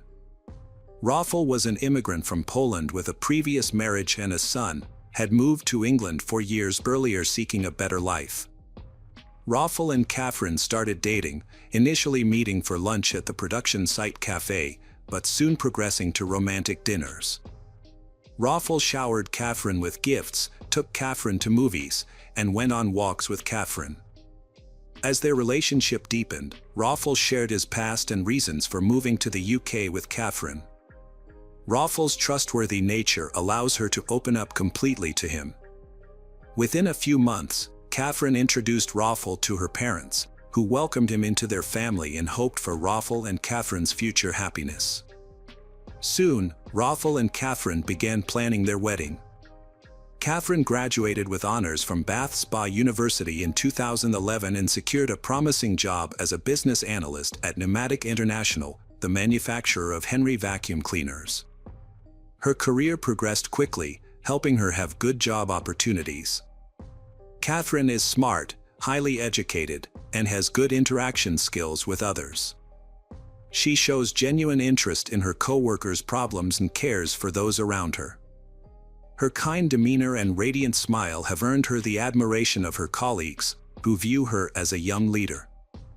Catherine's career was advancing swiftly, and her substantial earnings, combined with those of her partner Raffle, allowed them to purchase a spacious home with a terrace in Willow Way. Although they were financially secure, they opted to take out a mortgage, securing insurance coverage as per their agreement with the bank. With their youth, successful careers, and love for each other, it seemed they had all the ingredients for happiness. However, the fateful day of September 12, 2012, marked a turning point in their lives, changing everything forever. On September 12, 2012, Orlando, a local resident, was driving home after a night shift at the gas station. He is in a hurry to take his daughter Maria to kindergarten as he promised his wife. While driving, he noticed black smoke coming from a nearby parking lot after turning a sharp corner. Smoke billowed from a car engulfed in flames. Orlando stopped and tried to get a closer look but couldn't due to the intense fire. When firefighters arrived 4 minutes later, the car was completely burned out. The police cordoned off the area to keep onlookers away. The location was relatively deserted due to the early hour, and there were no witnesses to the incident. Upon investigation, a charred body was found. The police needed to identify the victim and determine the cause of death. There were no signs of a car accident or any evidence of another vehicle being involved. The police initially suspected that the car may have caught fire due to a malfunction or self-ignition. A thorough investigation was conducted, involving multiple expert analyses. The remains were sent to a forensic laboratory to determine the identity and cause of death. The police also examined fragments of the burned vehicle to identify any malfunctions and establish the cause of the fire. The police began by checking the missing persons database and recent reports of disappearances. They quickly identified the deceased as 23-year-old Catherine Wells Barr. On the same day, Raffle Novak filed a missing persons report for his girlfriend, Catherine. According to Raffle, he left for work at 5:30 a.m. while Catherine was still asleep. When she failed to show up for work, and Raffle couldn't find her at any of her relatives' homes, he contacted the police. The investigation involved interviewing the victim's family, including her parents and sister, as well as Raffle, her colleagues, and friends. By gathering information about the last days and years of Catherine's life, the police were able to reconstruct the events leading up to her tragic death. The investigation into Catherine's disappearance continued to uncover shocking details about her life with Raffle. As the truth began to emerge, it became clear that their relationship had been built on lies from the start. Raffle, a 29-year-old man from Poland, had left his wife and child behind to escape his debts. He moved to the UK, where he met Anna Lavick, with whom he had a long-term relationship starting in 2008. When Raffle met Catherine, he initially maintained relationships with both women.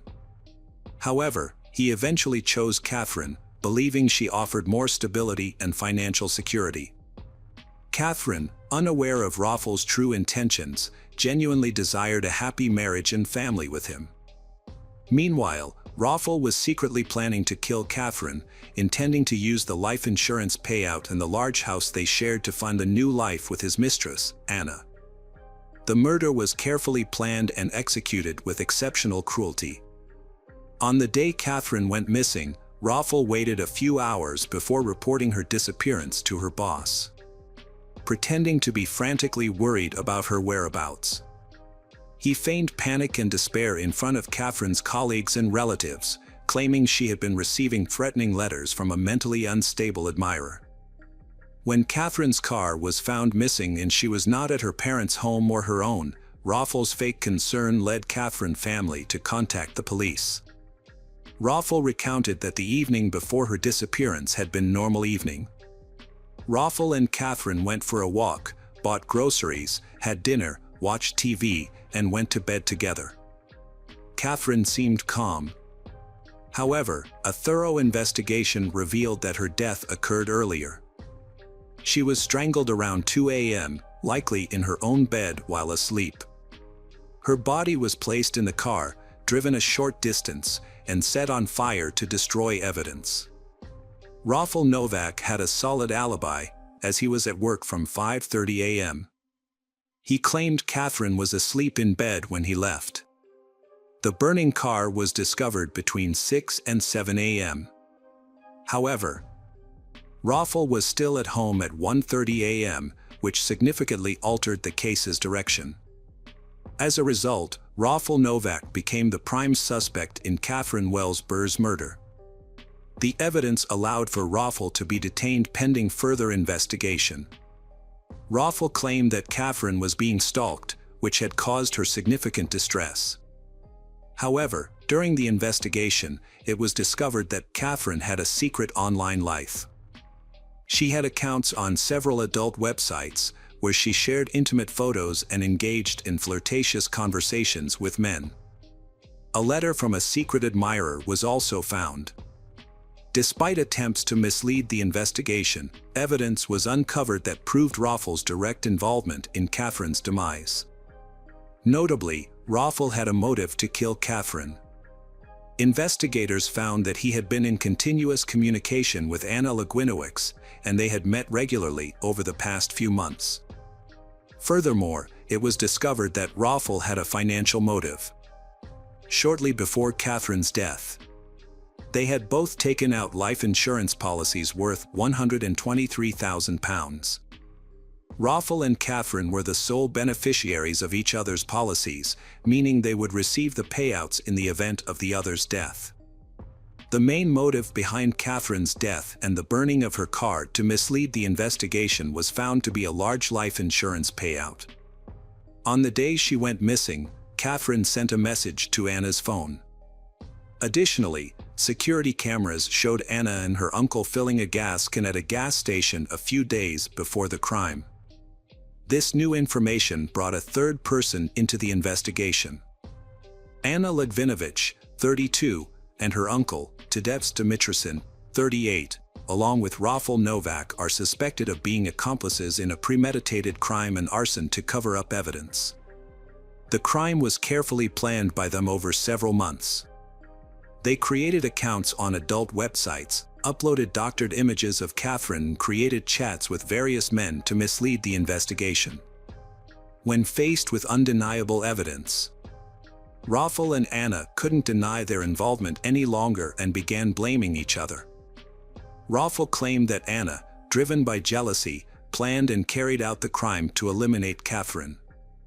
In contrast, Anna accused Rafal of committing the crime out of greed, seeking to secure the insurance payout for the house. To avoid detection, the conspirators forged much evidence related to Catherine. They created fake profiles about Catherine on dating websites, portraying her as a promiscuous and highly sexual woman. Also, to cover their tracks, the conspirators burned Catherine's body and created a fake story about her. They invented a fictitious lover, and they believed that he might be responsible for Catherine's death. One of the conspirators even sent a text message from Catherine's phone to this fictitious person, suggesting that she was on her way to meet him. However, forensic experts discovered that when the fire broke out, Catherine was only wearing her favorite nightgown, not an appropriate outfit to meet someone. Despite the evidence, Rafal refused to acknowledge his involvement in Catherine's death. Instead, he told Jane, Catherine's mother, that her daughter was receiving threatening emails and text messages from an ex-boyfriend who said if he couldn't have her, no one could.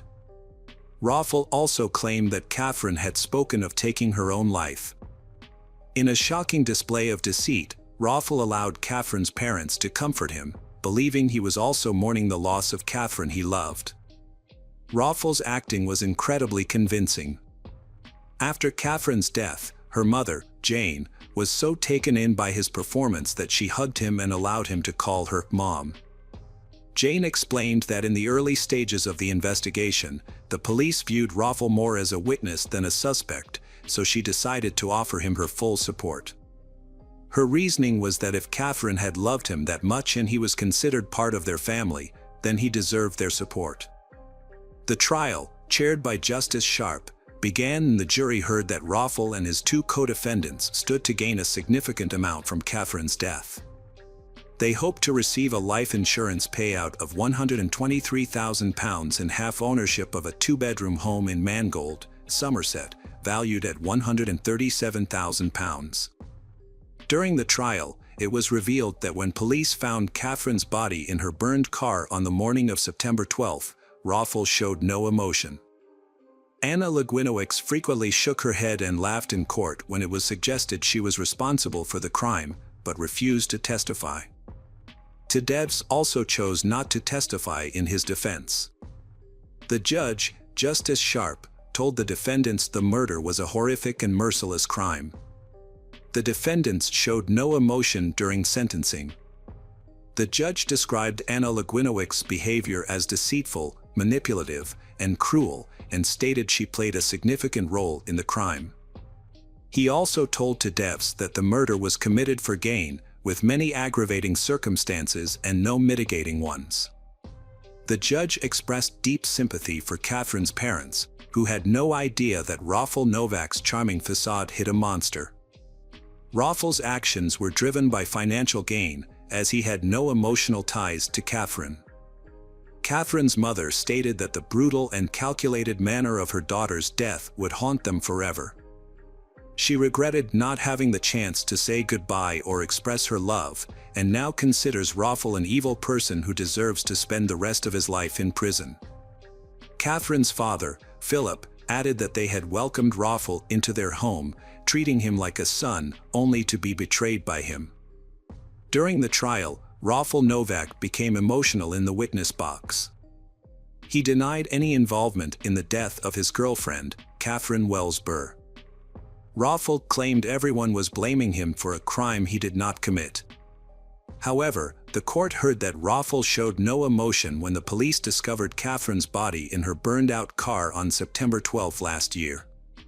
Catherine's mother, Jane Wells Burr, testified that after his initial release from police custody, Raffel asked for a steak dinner and didn't even mention Catherine. Jane Wells Burr stated that her daughter's fate was sealed when she and Raffel bought a house together and took out a life insurance policy. She believes that in signing the contract, Catherine also signed her own death warrant. Ultimately, the court found Raffel Novak guilty of suffocating Catherine with a pillow while she slept. He had conspired with his secret lover, Anna Legwinowicz, and her uncle, Tadevs, to claim a £123,000 life insurance payout and a share of the house. Anna and Tadevs had transported Catherine's body in her car to a remote location and set it on fire. Raffel and Anna were sentenced to life in prison with a minimum term of 32 years, while Tadevs received a 27-year sentence. After the verdict, Catherine's parents, Philip and Jane Wells Burr, advocated for stricter immigration laws. They believed that if the UK had more stringent immigration rules, like the US, Raffel Novak would not have been allowed entry. Raffel had previously been convicted of assaulting his wife in Poland. Philip and Jane, who divorced after Catherine's death, blamed the European Union for the UK's lenient immigration policies. Jane stated that the UK does not thoroughly check people entering the country. She was unaware of Raffel's previous assault charge in Poland and believes the government needs to prevent individuals like Raffel from freely entering the country. Following the verdict, Catherine's mother paid tribute to her daughter, describing her as a beautiful, determined, and hard-working individual who earned a first-class degree from the University of Bath Spa. Catherine's family expressed their devastation and loss, stating they were proud of her accomplishments and had no idea how to move forward without her. They believed she had great potential and a promising life ahead, but it was cruelly taken away from her and her loved ones. Hello again, true crime fans. We've got another mysterious case to explore, the case of Diana Maria Cayer Lopez Pinal.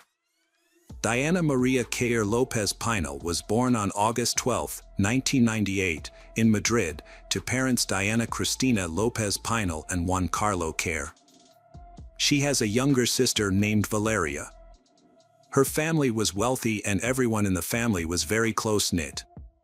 But their lives hit a snag in 2013 when Diana's parents divorced. However, the father still visits his daughter regularly on holidays. In the summer of 2016, Diana, her mother, and her younger sister spent their vacation in the small coastal town of Apab du Carmel, a place they had visited many times before. The town, with a population of around 10,000, is a quiet and picturesque retreat away from the hustle and bustle of city life. On the evening of August 21st, Diana told her mother that she was going to meet her friends at Val-Inclin Park to celebrate the Feast of the Virgin Carmen. The park was close to their vacation cottage, and Diana often walked there. Her mother gave her permission to go. Diana spent a fun evening with her friends, she unaware that it would be the last time they would see each other. At around 2:30 a.m., she said goodbye to her friends and began her home. On the way, she ran into a friend, Paso de Ariel, near her favorite pizzeria. He was the last person to see Diana that night. The next morning, August 22, 2016, became a nightmare for Diana's mother, Christina. When she realized her daughter hadn't come home from the party, she grew concerned. Diana's phone was off, which only added to her worry. Without hesitation, Christina contacted the police and reported her daughter missing. According to Christina, Diana didn't have any serious emotional or mental health issues, despite her parents' divorce when she was younger. Police opened an investigation into Diana's disappearance, looking into the mysterious circumstances surrounding her disappearance. Diana's disappearance is a mystery that investigators must unravel. Their first clue came from the last message she sent to a friend in Madrid via WhatsApp. In these messages, Diana mentioned a stranger who was stalking her and shouting strange phrases, causing her to feel scared. Unfortunately, these were her last messages, after which she stopped replying to her friends' messages. During their search, they found a black hair band along the road that resembled the one Diana was wearing that night. Although this was the only evidence found at the scene of her disappearance, it gave investigators a clue to work with. Diana's friends had no information about her disappearance. Additionally, there were no CCTV cameras in the area where she was last seen. The street was dimly lit and deserted, with only a few garages and an old nightclub. Although some people reported seeing Diana get out of a car with 3 men and then get into another car, but these were not corroborated. The investigation into Diana's disappearance considered 2 primary theories. One possibility was that she was kidnapped by someone she knew. The other theory is that she was the victim of a random attack by a mentally unstable individual. Diana's mother proposed a third theory, speculating that her daughter might have been taken away by boat. New information emerged when Diana's friend and ex-boyfriend revealed that she had met a man from Morocco and purchased hashish with him. However, this detail only added to the complexity of the case. The media reported that the clothes Diana wore on the evening of her disappearance had been found, but her mother disputed it, saying it was not true. Several factors suggest that Diana did not leave voluntarily. Her credit cards and identification were still in the house. It suggests Diana's disappearance was forced, but the case remains unsolved and remains a mystery. After Diana vanished, the media reported on a fight between Diana and her mother that had occurred just days before. The press claimed that Diana had a nervous breakdown and needed medical attention. Her sister Valeria was also hospitalized with similar symptoms. To avoid conflict, the court awarded custody of Valeria to her father. The decision was made as a precaution, due to the stress of Diana's disappearance. The father and Valeria left town, sparking rumors that the family was hiding something. Diana's friends revealed that running away from home was not unusual for her sisters, especially 16 years old, Valeria. The family dynamics were complex, and arguments between the mother and daughters were common. This information raises a question: if Diana regularly left the house without any problems, why was her mother so worried this time? On August 31st, Diana's parents failed to appear for a press conference, where they were expected to provide an update on the investigation into their daughter's disappearance. According to the family's lawyer, her parents were too distraught to attend, as they were struggling to accept the possibility of never seeing Diana again. An article published in El Mundo on September 11 revealed new information about the family's situation. Contrary to the mother's claims that Diana did not have mental health issues, it was reported that Diana had previously gone missing for 3 days in April.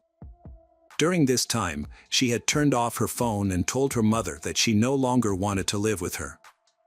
The mother had not contacted the police, which raised concerns about her response to her daughter's behavior.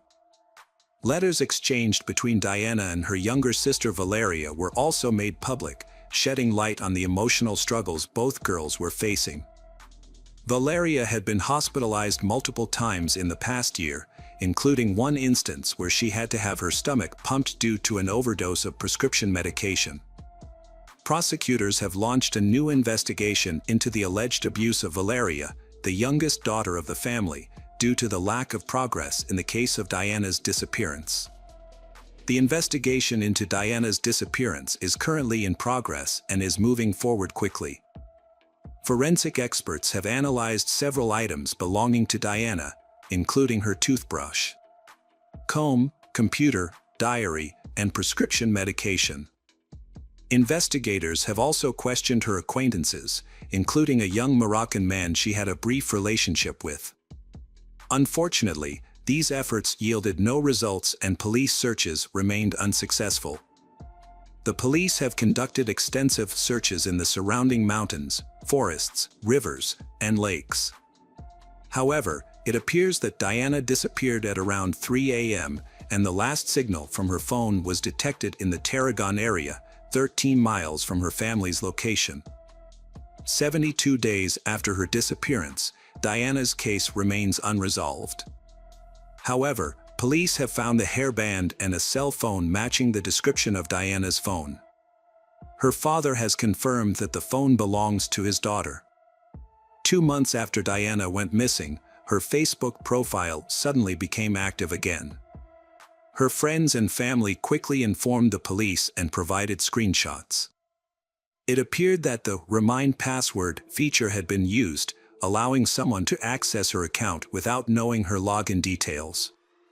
This led to 2 possible explanations: either Diana had forgotten her password and was trying to regain access, or someone else was attempting to break into her account. Diana's phone was a key element in the case, but it did not provide any useful information that could help explain her disappearance. The investigation finally made progress on November 10, 2006, when the driver of the car in which Diana was last seen was identified. The driver had a history of being involved in human trafficking, but this information was kept confidential to avoid jeopardizing the investigation. Initially, he had an alibi for the night of Diana's disappearance, as his wife claimed he was with her, which temporarily cleared him as a suspect. On December 25, 2017, a new piece of information came to light that greatly helped the investigation. A girl was attacked by a man who demanded her phone and threatened her with a weapon. She screamed, and a passing couple intervened, saving her from the assailant who attempted to drag her into his car. The traumatized girl quickly contacted the police, providing a description of the attacker and his vehicle's license plate number. The next day, the police arrested 41-year-old Jose Enrique Abuengay, who had a previous criminal record. Significantly, Jose Enrique was the same individual who had been detained in 2016 on suspicion of kidnapping Diana but was released due to an alibi provided by his wife. Police re-questioned Jose Enrique and his wife. Following the interrogation, the wife admitted that her initial alibi had been false, and in reality, Jose Enrique was away from their home on the night Diana disappeared and did not return until 4 a.m. Jose Enrique initially claimed that he had accidentally hit Diana with his car and, fearing discovery and imprisonment, he had dumped her body. However, he later changed his story, confessing to kidnapping and murdering her. According to Jose Enrique's new testimony, He went to the beach to look for gasoline from abandoned cars, and that's where he met Diana. The confession of Jose Enrique reveals shocking, disturbing information. He kidnapped Diana, attempted to force her into a sexual act, and ultimately strangled her. This shocking confession sheds light on the case, confirming that Diana's disappearance was a heinous crime. The disappearance of Diana Maria Cayer Lopez Pinal has been a traumatic and lengthy case for her family and those following her case. The investigation lasted 494 days, and was heavily covered by the media, with many unfounded and damaging rumors about her parents, causing them great distress and making the investigation more difficult. Despite these challenges, investigators persisted and eventually gathered enough evidence to identify the perpetrator. Diana's loved ones remember her as a beautiful, energetic young woman whose short life was unfortunately ended after an encounter with a violent man. Although Jose Enrique initially withheld information about Diana's whereabouts, he eventually revealed the location of her body, allowing her family and friends to hold a proper burial in January 2018. Her body was discovered in the well of an abandoned warehouse. The perpetrator, Jose Enrique, was sentenced to life in prison with the possibility of parole after serving 35 years. Welcome back, mystery lovers. Today's case is going to keep you on the edge of your seat. The case of Lisa Valdez. Lisa Valdez was born on September 6, 1961, in San Francisco, California. She grew up with her mother and brother. Lisa and her mother had an exceptionally close relationship, rarely arguing. As a teenager, Lisa developed a passion for dance and an interest in modern technology. She was an early adopter of emerging technologies, including email, which was still a novelty at the time. This interest in technology would later shape her career path. After graduating from college, Lisa found a job as a software analyst in San Francisco. Her mother then used her savings to buy Lisa an apartment in a desirable neighborhood. Lisa lived alone in the apartment, progressing her career and spending time with her family whenever possible. She also continued to pursue her passion for dance. On May 16, 1998, Lisa, then 36, hosted her mother and some family friends at her apartment for the evening. After the guests departed, her mother helped with the dishes before heading home. Before leaving, Lisa promised to call her mother the next day, but the call never came. Initially, her mother assumed Lisa was simply busy. Since Lisa had dance practice scheduled for the next day, her mother decided to wait. However, the entire day passed without any word from Lisa. After trying unsuccessfully to contact Lisa for several days, Lisa's mother began to worry. When Lisa did not show up for work on Monday, her co-workers called her mother to express their concern. The mother immediately decided to go to Lisa's apartment complex. When Lisa's mother arrived at her home, she saw a group of police officers. Lisa's mother approached the police to ask what was going on and was told that residents had reported a strange smell coming from one of the apartments. The apartment manager investigated, found the door unlocked, and called the police after discovering a body on the floor. Police quickly identified the victim as Lisa. Her body showed signs of trauma, making it clear she had been murdered. The advanced state of decomposition suggested that Lisa had been dead for several days. The police suspected that Lisa had been assaulted due to the presence of her underwear next to her body. The crime scene was marked by extensive blood stains on the floor and bed, with the TV and air conditioner still on. However, the disarray of the apartment was later found to be consistent with Lisa's usual living habits. There was no indication of a robbery, as all of Lisa's valuables, including jewelry, were left untouched. The only missing items were her keys and a gym bag. A peculiar detail was the discovery that the attacker had cut off some of Lisa's hair and taken it with them. Detectives believed that the killer may have known Lisa personally. This theory was supported by the lack of forced entry into the apartment complex, which was secured by a fence and required a key or resident approval for access. Police investigating Lisa's murder began by interviewing her neighbors. Their first lead came when a neighbor mentioned discovering a bent metal door frame and faint blood stains on her door 2 days before Lisa's body was discovered. The neighbor had previously reported the incident to the building's management, but they had not notified the police. Police are certain that Lisa's murder was linked to a break-in at her neighbor's apartment. It is possible that the person trying to break into her neighbor's apartment was seen by Lisa and killed her, but another theory is that the break-in may have occurred after Lisa was murdered. Police also interviewed the person who cleaned Lisa's apartment weekly. She said that 2 days before Lisa's body was found, she tried to open the apartment door with her key but found it locked from the inside.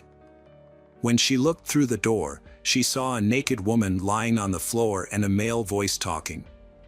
Assuming it was a private situation, the cleaner quickly left without doing anything. Police suspected Lisa was dead when the cleaner heard a man's voice. And it was her killer, who was still in the apartment.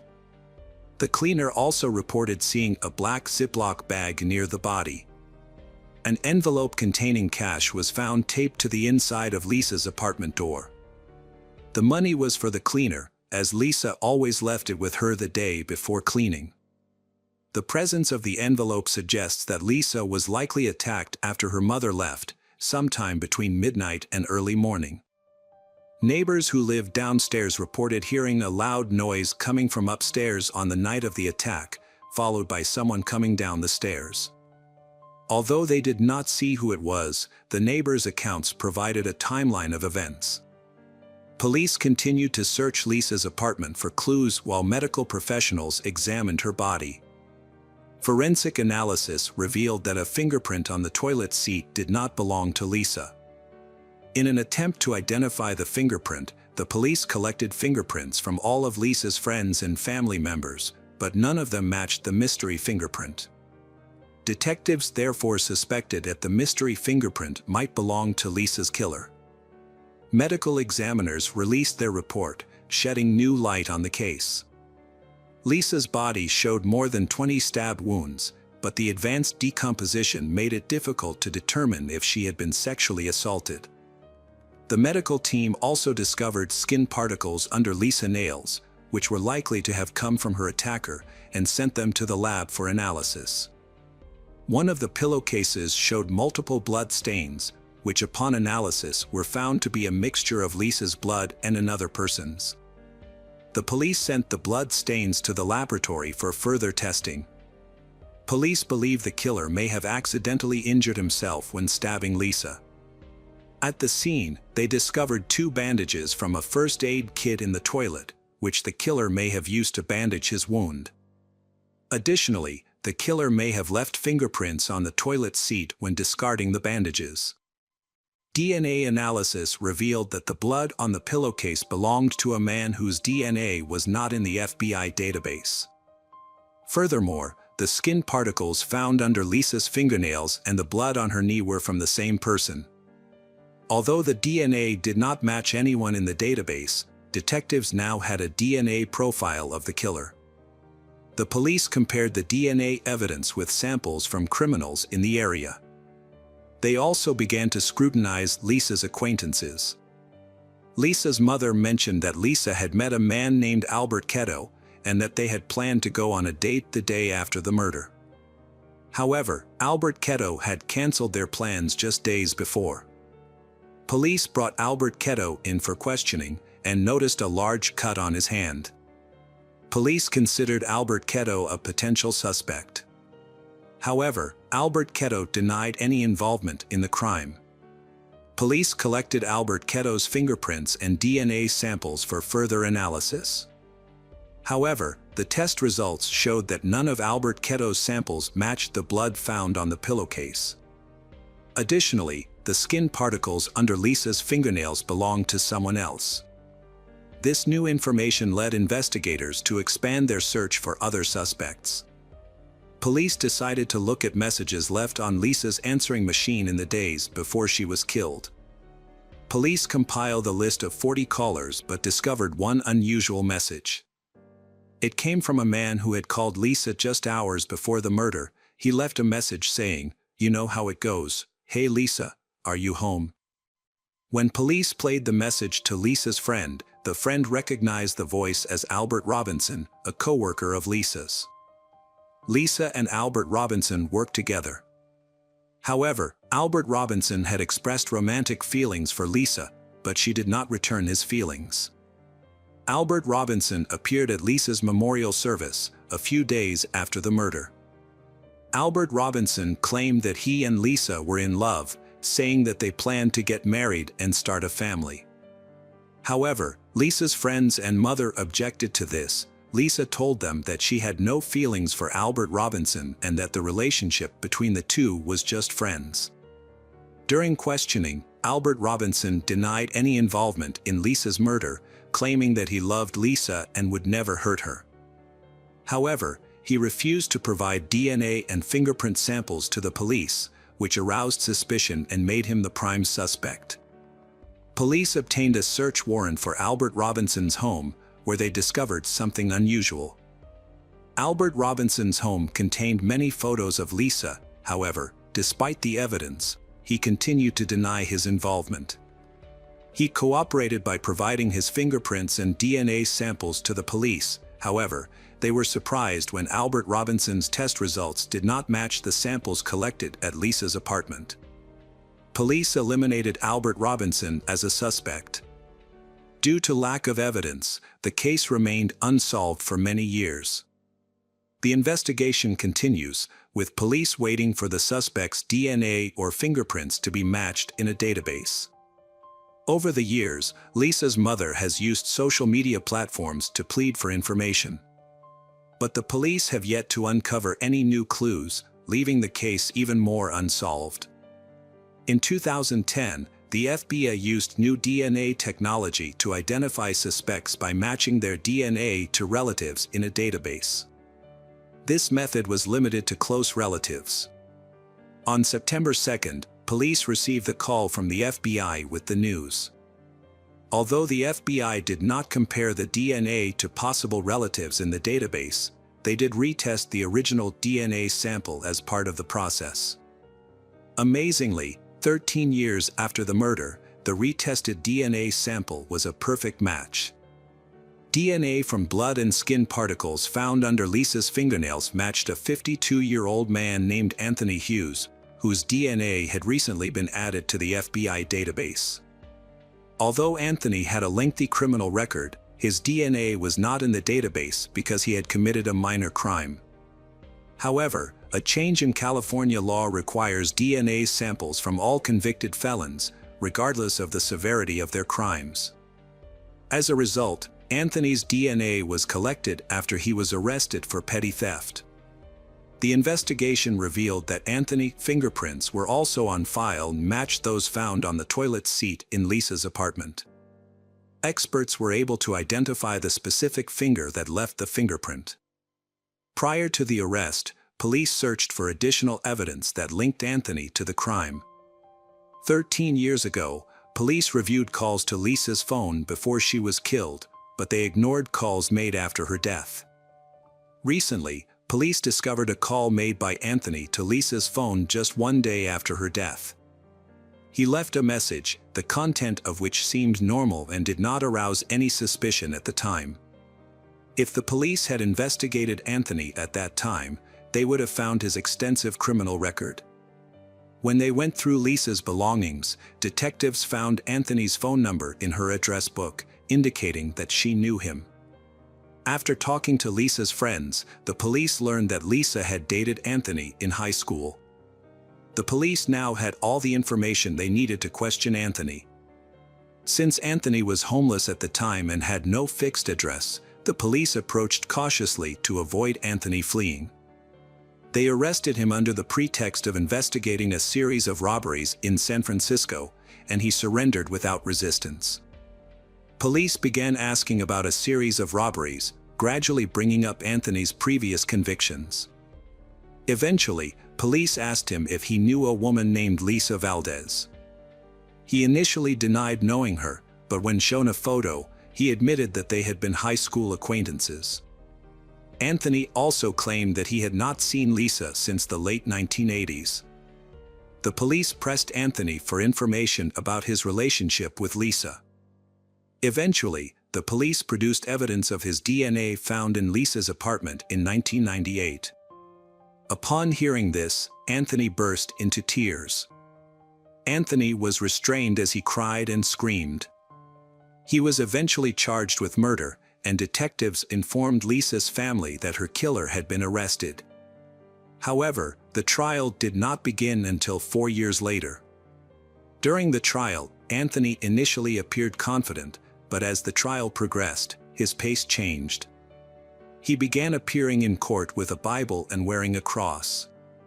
Anthony's lawyer argued that his client was incapable of committing the murder due to a medical condition that weakened his muscles, making movement extremely difficult.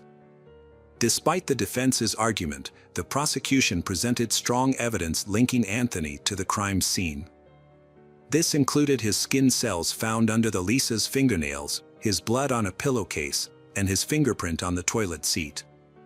Anthony maintained his innocence, claiming he had not seen the Lisa since the late 1980s. The prosecution, on the other hand, proposed a different scenario. They believed Anthony had contacted the Lisa, visited her home, and attempted to engage in intimate relations with her. When she refused, he became enraged and killed her. As part of the crime, he cut off a portion of her hair and took it with him before fleeing the scene. Ultimately, the jury delivered a unanimous verdict, finding Anthony guilty of first-degree murder. However, the prosecution faced challenges in securing a conviction for sexual assault due to the advanced state of the Lisa's decomposition, which made it difficult to gather sufficient evidence. The charges were reduced from first-degree murder to second-degree murder, which carries a lighter sentence. Anthony was sentenced to life in prison with the possibility of parole after 16 years. Anthony has been in prison since then and continues to maintain his innocence.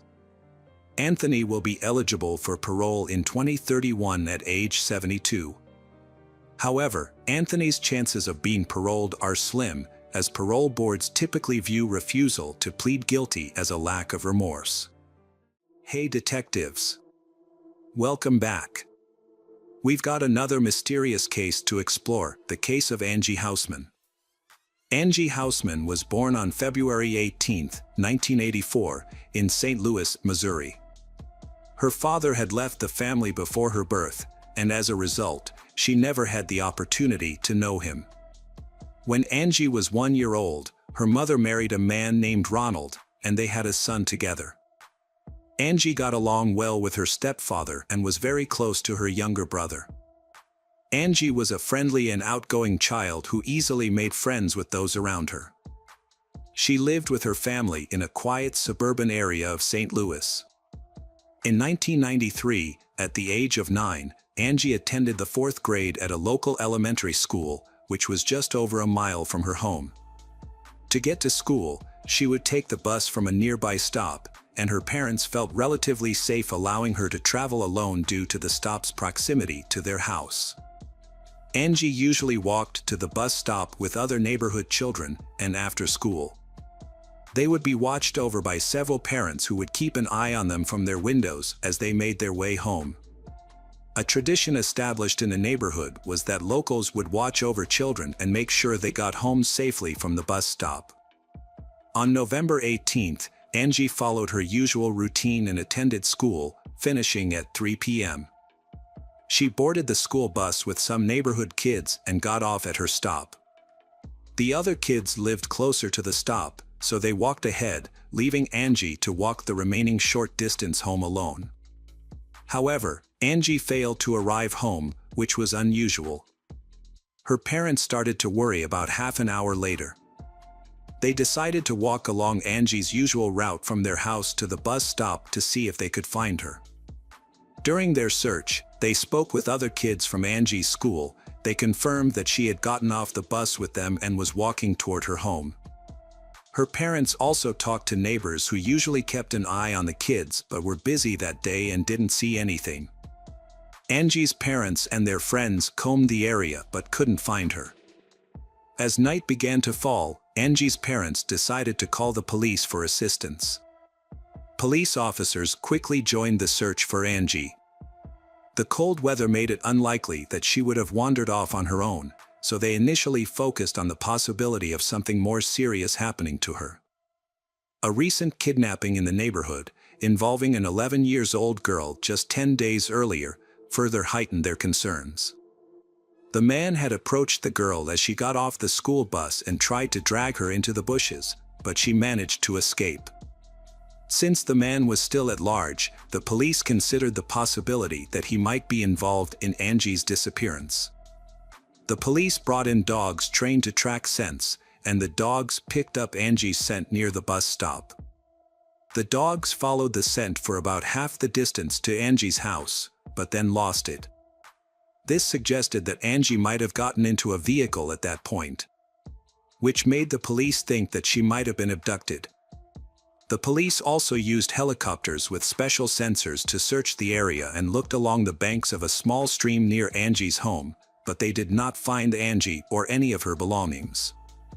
The first day of the search for Angie yielded no results, prompting the police to reach out to the media for assistance. As a result, news of her disappearance spread rapidly throughout the city, generating over 300 calls to the police department within 24 hours. More than 20 additional officers were brought in to help handle the large number of new leads in the case. Despite this effort, none of the leads led to Angie's discovery. Detectives explored every possible scenario, and from the early stages of the investigation, they began to scrutinize Angie's stepfather. He denied any involvement in her disappearance and claimed he would never harm her.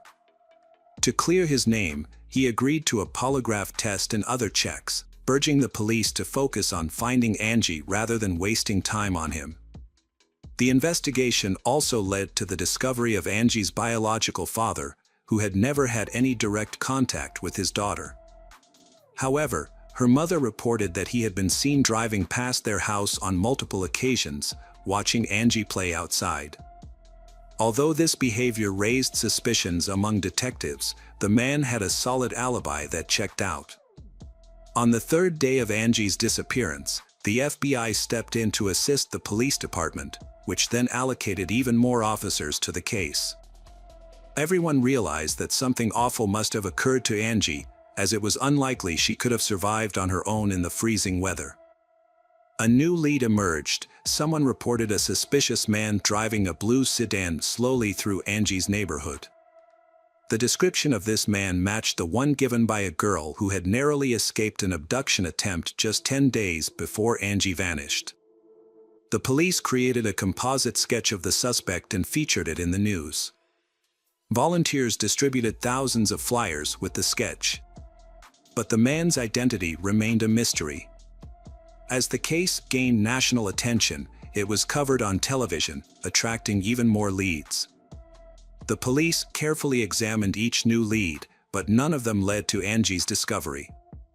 The case also drew in psychics. They began calling Angie's home to share their alleged visions. One psychic claimed that Angie was alive and even provided a specific location where she being held, a large national park 25 miles from her home. However, the detectives did not give any credence to these claims. A reward of $10,000 was offered to anyone who could provide information about Angie's disappearance, which led to a large number of tips being submitted.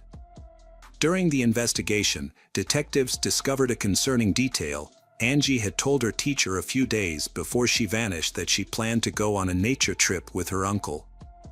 However, Angie's parents were unaware of any uncle, and it seemed Angie had fabricated this story. This led investigators to consider the possibility that Angie might have known her abductor beforehand and referred to them as her uncle. Unfortunately, the conversation with her teacher did not provide any information about this mysterious individual. The investigation stalled, with no progress made in the following days. On November 27, 9 days after Angie's disappearance, an important development in the case was found. A hunter contacted the police, reported that he found a body in the woods of a national park. Upon arriving at the scene, police were met with a disturbing sight. A young girl's body was tied to a tree, naked, with her head completely wrapped in tape except for her nose. Her hands were also bound with handcuffs. Near where the body was found, they found a bag containing personal items, which were quickly identified as Angie's remains. Among the belongings were notebooks with her name. After being transferred to the medical examiner, a detailed examination of the body revealed additional shocking facts. The removal of tape from her head uncovered a piece of underwear lodged in her mouth. The autopsy results indicated that Angie's death had occurred only a few hours before the body was discovered. This suggested she was held captive for 9 days, only to be left to freeze to death at the scene. Experts further determined that Angie suffered numerous injuries and had been sexually assaulted during her ordeal. Forensic analysts carefully inspected every proof collected from the crime scene and identified a fingerprint on the tape used to wrap Angie's head. They cross-referenced this evidence against potential suspects in their database, but unfortunately, this led to no new leads. The discovery of the body accelerated the police investigation, prompting the allocation of additional resources to help solve the case. The community was shocked by the extreme brutality of the crime and was deeply concerned for their children's safety, with many escorting their kids to bus stops and keeping a close watch over them at all times. A few days after Angie's discovery, concerns escalated further. On December 1st, 10-year-old Cassidy went missing from a nearby town, just 10 miles from Angie's home. Cassidy asked her mother for permission to visit friends who lived just a few hundred yards away, but then she disappeared. Cassidy's disappearance sparked an extensive police investigation, and detectives began to suspect the possibility that Cassidy's case might be linked to a serial killer. Although they considered the possibility that the same person was behind both abductions, they lacked concrete evidence to support this theory. 10 days later, Cassidy's body was found in St. Louis, wrapped in bed sheets and covered with a pink curtain. The cause of death was severe head injuries. Despite efforts, detectives couldn't find any leads to the killer.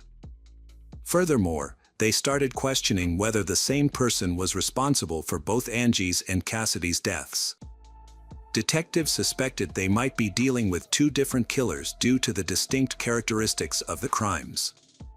Around the same time, they identified a 37-year-old man named Gary as a potential suspect.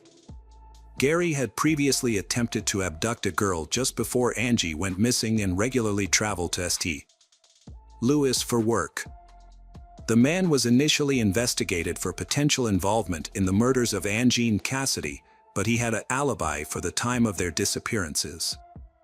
Although he was not connected to these crimes, he did admit to assaulting 4 other girls and was subsequently sentenced to 5 years in prison. In February of the following year, a significant development in the case was revealed, when detectives finally found Cassidy's body. Nearby, they found tire tracks that were identified as coming from a pickup truck model frequently used by a prominent car rental company. The distinctive vehicles were easily recognizable due to their vibrant brand logos. With this new information, detectives interviewed residents in Cassidy's neighborhood, asking if anyone had seen one of these pickup trucks. One woman reported seeing a vehicle from the car rental company near her neighbor's house about a week after Cassidy's disappearance. Police found a woman who lived with her husband and brother at the house they were investigating. When questioned, the woman claimed neither she nor her husband, brother had rented the pickup associated with the crime, and they had no involvement in the case. However, detectives were skeptical of her claims and obtained a search warrant for the house. Upon searching the house, investigators found blood traces from the victim, Cassidy, in the basement, along with the murder weapon. Further investigation revealed that the woman's brother, Thomas, was the one who had rented the pickup in question. Initially, Thomas denied any involvement but eventually confessed when confronted with the evidence. According to Thomas's confession, Cassidy had come to his door, wanting to invite his nephews out to play. He invited her into the house and led her to the basement, where he attempted to assault her. When Cassidy screamed, Thomas struck her with a heavy object and then covered her body with bed sheets. After committing the crime, Thomas went to work as usual. Upon returning home, his sister told him that she had discovered the body in the basement. She made it clear that she didn't want to know the details of what happened and insisted that the body be disposed of immediately. Cassidy's body remained in the basement for a week due to ongoing searches, and Thomas was too afraid to move it. Once things had calmed down, he rented a pickup truck and took the body to St. Louis. He hid her body there. Thomas was eventually sentenced to death for his crimes but died in prison several years later due to illness. Despite being questioned about Angie's case, he maintained his innocence, leading detectives to conclude that the crimes were unrelated. The investigation stalled for many months with few leads coming in. Years after Angie's murder, detectives faced another challenge when the reward for information was set to expire, sparking concerns that the public would stop providing tips and assistance in the case. However, in 2001, a local businessman donated $250,000 as a reward for information on Angie's case. This large sum of money caused a spike in many information to the police. But unfortunately, there are no clues to help solve the case. In 2001, a new development emerged in the Angie Houseman case when Corey Fox, an inmate, turned himself in and confessed to multiple murders, including the murder of Angie Houseman. Corey Fox provided detailed information about Angie's abduction and captivity, including being tied to a tree, with her underwear used as a gag. However, upon further questioning, detectives found inconsistencies in his confession, such as incorrectly stating that Angie's hands were restrained with plastic handcuffs instead of iron ones. Further investigation revealed that Corey Fox also fabricated parts of his confession, possibly due to extensive media coverage of Angie's case. Another tragic case happened in 2002. The abduction and murder of a 6-year-old girl briefly sparked renewed interest in Angie's case. However, it was soon determined that the two cases were unrelated. The perpetrator in the 2002 case was a neighbor. He quickly confessed during interrogation, while Angie's case remained unsolved. Several years after Angie's murder, detectives reopened the case in 2007. They re-examined the documents and found a peculiar detail. A man named Roger Martin was in a parked car near the crime scene when Angie's body was discovered. When questioned, Roger claimed he was in the area for hunting, but a search of his car found no hunting gear. Further investigation revealed that Roger had a criminal record involving children, including an assault near the location where Angie's body was found. These crimes occurred before Angie's death, but the police had not thoroughly investigated Roger at the time. The new detective team called Roger in for questioning. He denied any involvement in Angie's murder, claiming he was in the area by chance. Roger stated that he was still at work when Angie's body was left at the crime scene. The investigation stalled after a 9-hour interrogation of Roger failed to yield results. Although his fingerprints were taken and compared to those on the tape from Angie's head, no match was found, leading to his release due to insufficient evidence. The case remained stagnant until 2018 when the St. Louis Police Department established a dedicated task force to re-examine the evidence using advanced technology. The team focused on 3 crucial pieces of evidence: the handcuffs, the tape from Angie's head, and the underwear used to silence her. Despite previous failed attempts to find the perpetrator's DNA on these items, the detectives were determined to try again. They began by re-examining the handcuffs but encountered difficulties due to the presence of Angie's blood. They then turned their attention to the tape from Angie's head but discovered it had deteriorated over time, meaningless their efforts. The investigators examined the underwear as a last resort, despite low expectations due to it being in Angie's mouth for several hours, which could have erased any foreign DNA.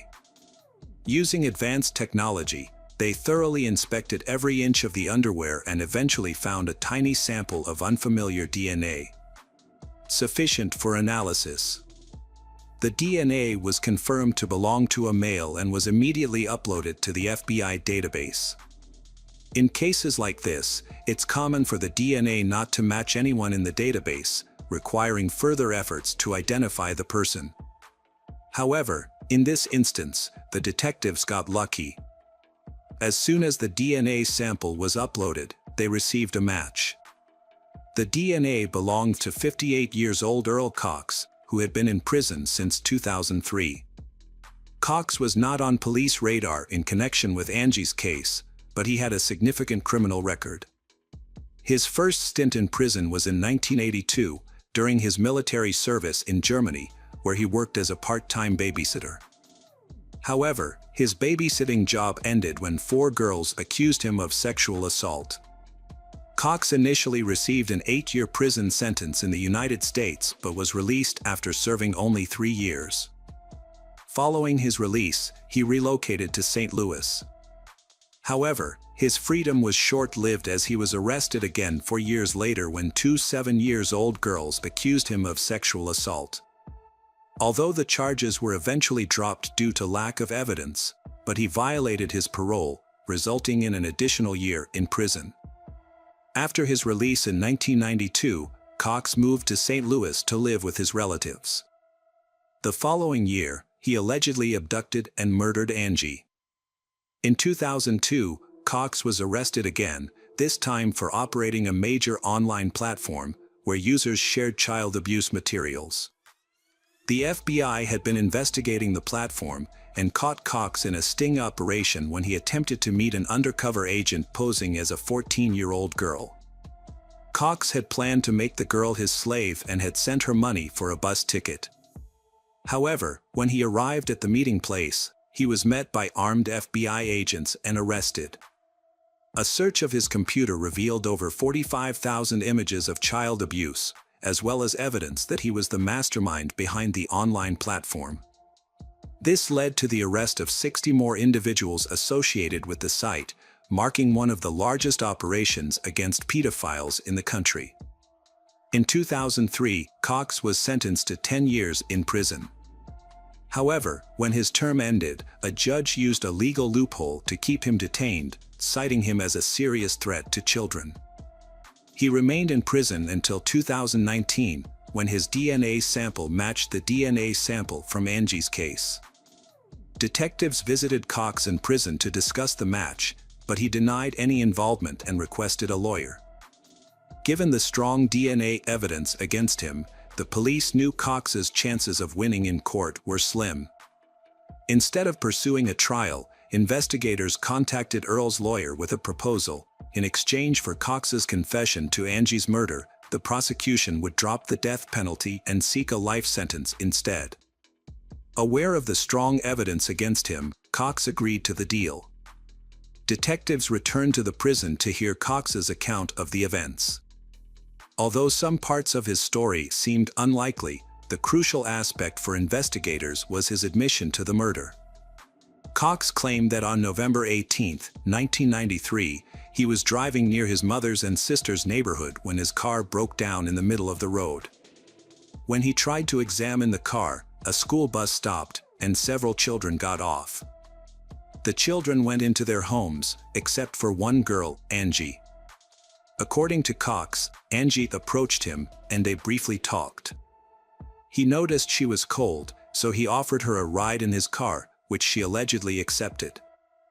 Cox then took Angie to Burger King to eat and later brought her to his home, where he claimed to have sexually assaulted her over several days. Eventually, Cox decided to get rid of Angie, taking her to the location where her body would later be found. He tied her to a tree, claiming she was still alive at that moment. Detectives were skeptical about certain parts of Cox's story. Angie was unlikely to get into a car with a stranger, given the short distance to her home. The investigators also questioned the car breakdown in Cox's story. He claimed the car stalled, but it started again when Angie approached. It's more likely that the perpetrator targeted Angie and decided to abduct her.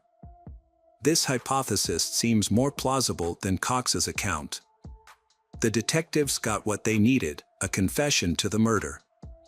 In August 2020, Cox was sentenced to life in prison without parole. A judge handed down the sentence. Unfortunately, Angie's mother didn't live to see justice served. She died of cancer in 2016. Angie's father, Ronald, told reporters that Cox was responsible for his wife's death and should have been tried for 2 murders. A woman's life was forever changed after the loss of her daughter.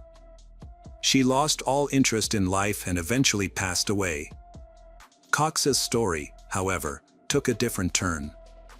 The prosecutor reopened a case involving the sexual abuse of 2 7-year-old girls, for which Cox had previously received a lenient sentence of 1 year in prison for violating his parole. The police reached out to one of Cox's victims, now an adult, and asked her to testify against him. Cox ultimately admitted to his crimes and was given an additional 10 years prison sentence. In court, his victim spoke out, saying that despite Cox's terrible actions, but she would go on to live a happy and fulfilling life, while Cox would spend the rest of his life in prison. Welcome back, mystery lovers. Today's case is going to keep you on the edge of your seat. The case of Kelly Dwyer. Kelly Dwyer was born in 1986 in Lincolnshire, a suburb of Chicago. Her parents divorced when she was 16, but they remained close to her. The divorce had a significant impact on Kelly's life. A year after her parents' divorce, Kelly graduated from high school without a clear plan for her future. To delay her decision to go to college, she worked part-time at a local restaurant. 6 years later, in 2008, Kelly, then 22, moved to Milwaukee, Wisconsin, to start afresh. She enrolled in college, became a yoga instructor, and found a job as a saleswoman to cover her living expenses. She also worked as a nanny to earn extra income. Kelly often visited trendy places around town, creating memorable experiences. When she met her father a month ago, she was living in Milwaukee, and her life was going well. At that time, Kelly was a successful yoga instructor and a popular employee at a sports store. Kelly seemed content with her life, enjoying her job and a year-long relationship with Chris Zacco, a 38-year-old IT manager for a transportation company. Chris had graduated from Boston University in 2009 with a degree in international business and had moved from New York City to Milwaukee for work. He was a hardworking, decent man from a good family who shared Kelly's interests in sports and entertainment. Kelly and Chris seemed to get along well. Chris had built a successful career, owned a luxury apartment, an expensive car, and a large fortune that he had earned himself. Kelly's father approved of him, seeing him as a great match for his daughter. On October 12, 2013, Kelly was nowhere to be seen at work.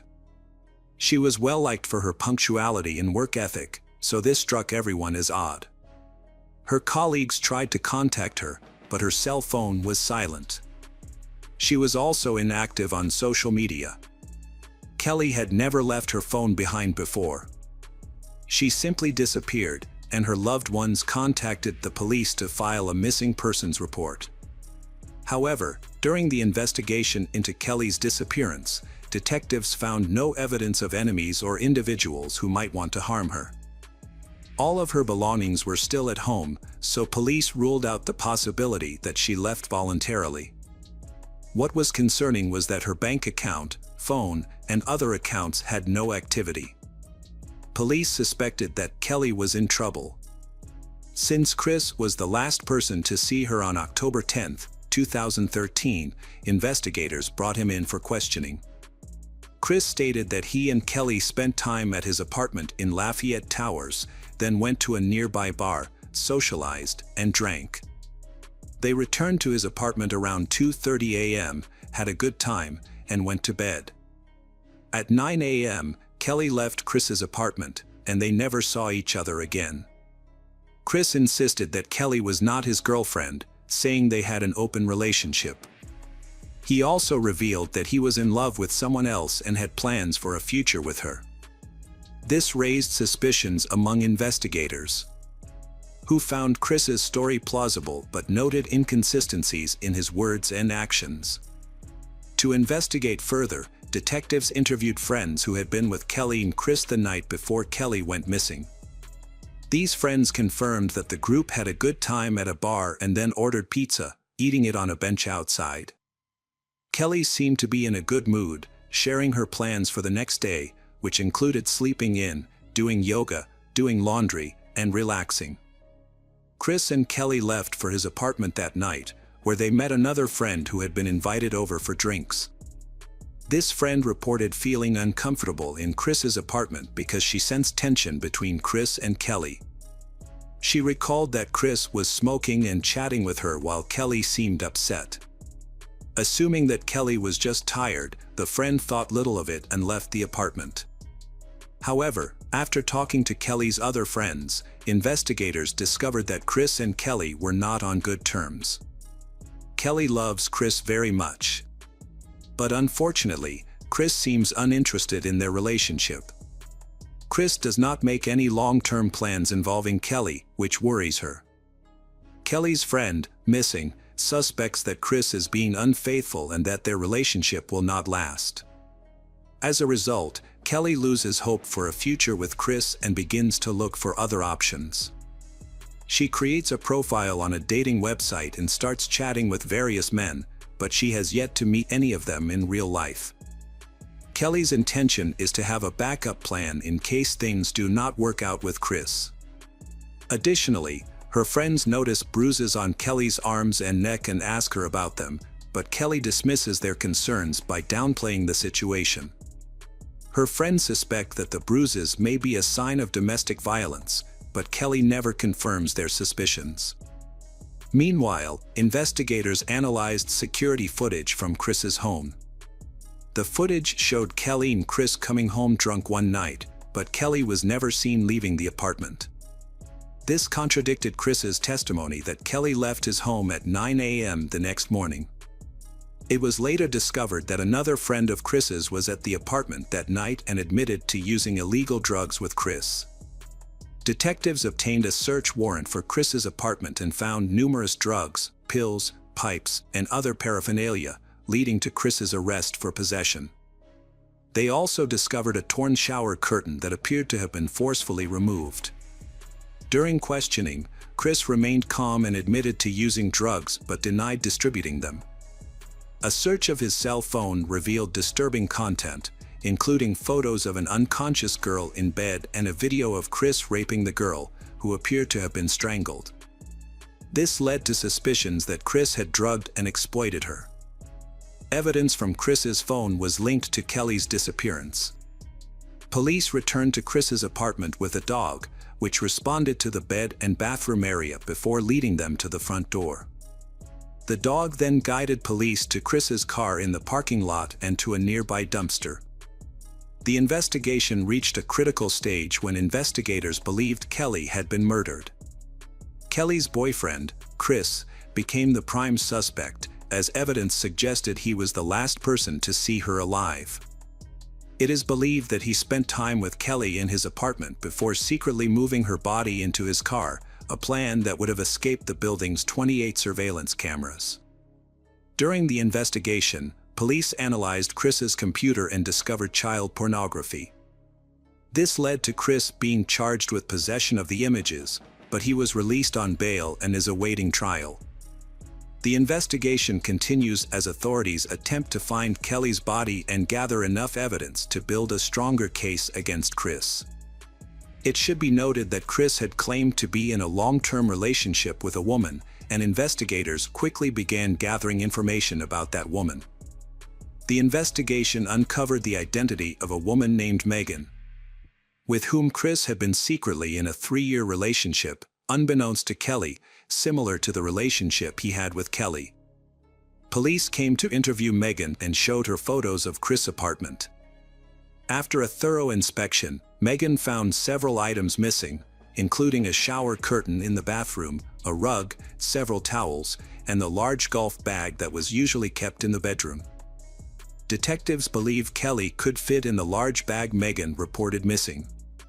After examining the building's entrances and exits, police found a side path that Chris could have taken to get to his car without being seen by surveillance cameras. Reviewing footage from the parking lot cameras, Chris was seen arriving at the house with the large bag, which he placed in the trunk of his car. At 10:06 a.m. on October 11th, Chris left the house in his car. Just 2 minutes later, at 10:08 a.m., Kelly's phone lost connection at the same location. Over the next 8 hours, footage captured Chris making multiple trips between his home and his car. Loading up on belongings, before leaving for good at 6:16 p.m., Chris did not return home until the next day. When investigators asked him what he had been doing the previous day, he said he was moving his summer sports gear to his mother's house. However, no one found this explanation credible. Chris was supposed to meet Megan at 7:30 that evening, but he arrived more than an hour late. Detectives suspected that he was looking for a place to dispose of Kelly's body, which would explain his delay. Unfortunately, they were unable to track his movements because his phone had been turned off since the morning. As an IT expert, Chris would have known that his phone records could be used to track him. Megan reported that Chris seemed very strange that night.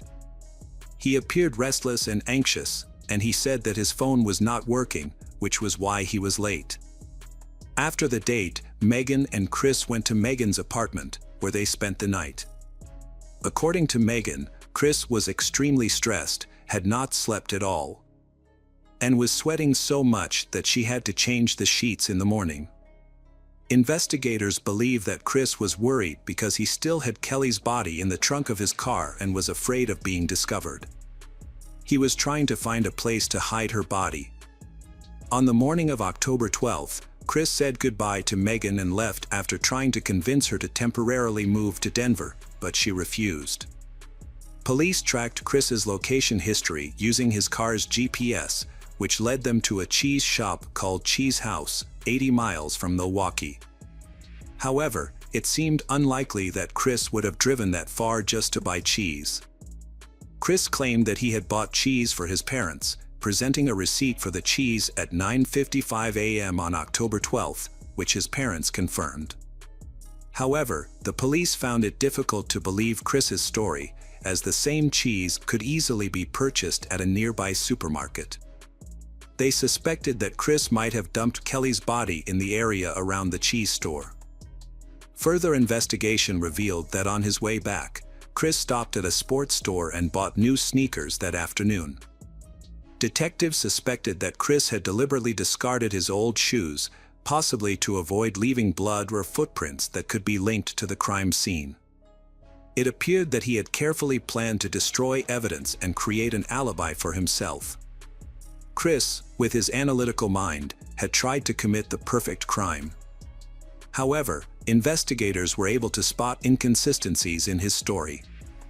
Notably, it took him over 2 hours to travel from the cheese house to the sports store, a distance of about 80 kilometers, when it would normally take only an hour. This significant time difference suggests that Chris spent an additional hour on another activity, possibly hiding the body. Police speculate that he may have dumped the body along the way. However, the exact location of the body remains unknown. With a large search area spanning 50 miles, finding the body proved to be a huge challenge. A roadside search eventually led to a discovery. In a wooded area approximately 37 miles from the city, a local resident found human remains while walking. Upon discovery, the resident immediately contacted the sheriff's office. Dental records confirmed the remains were those of Kelly Dwyer. This discovery finally ended Kelly's parents' long and agonizing search for their daughter. The next step was to secure justice by determining the exact cause of her death. Based on available information, the medical examiner believed she may have been strangled but not forcefully enough to fracture the hyoid bone. There was no direct evidence at the scene where Kelly's body was discovered, such as torn curtains, mats, towels, or bags. However, the position of the skeleton provided valuable insight. The body was found face down, with one arm trapped underneath and the legs bent in a way that suggested it had been hidden for some time after death. This finding further supported the theory that Kelly's body had been hidden in a golf bag. As evidenced by footage of Chris holding the bag and driving into the area where the body was discovered. While these findings were compelling, they were circumstantial and did not directly implicate Chris in Kelly's murder. Ultimately, it took 5 years for Chris to be formally charged in connection with Kelly's disappearance. The charges against him were manslaughter and concealment of a body, as investigators lacked specific evidence to prove intent. Theorizing about the events of that night, detectives speculated that Chris and Kelly had become intimate, but Chris got carried away with strangulation, leading to Kelly's death. The investigation revealed that Chris then ripped off the shower curtain, removed the rug and towels, wrapped Kelly's body, placed it in a bag, thoroughly cleaned the house, and disposed of it. Throughout the ordeal, Chris maintained his innocence in Kelly's murder. Key evidence was presented at Chris's trial, including CCTV footage, cell phone video of the strangulation, and the search of his apartment by a dog. Megan, who testified against Chris, reported that he was extremely anxious on the day of the incident and was late for a meeting.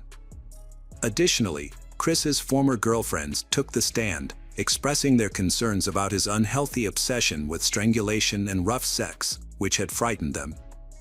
The defense countered that there was no direct evidence linking Chris to the crime and that the prosecution's case was based on speculation and conjecture. Chris had a clean record before the drug possession incident and was a successful IT professional with a stable job. The defense argued that Chris was incapable of murder.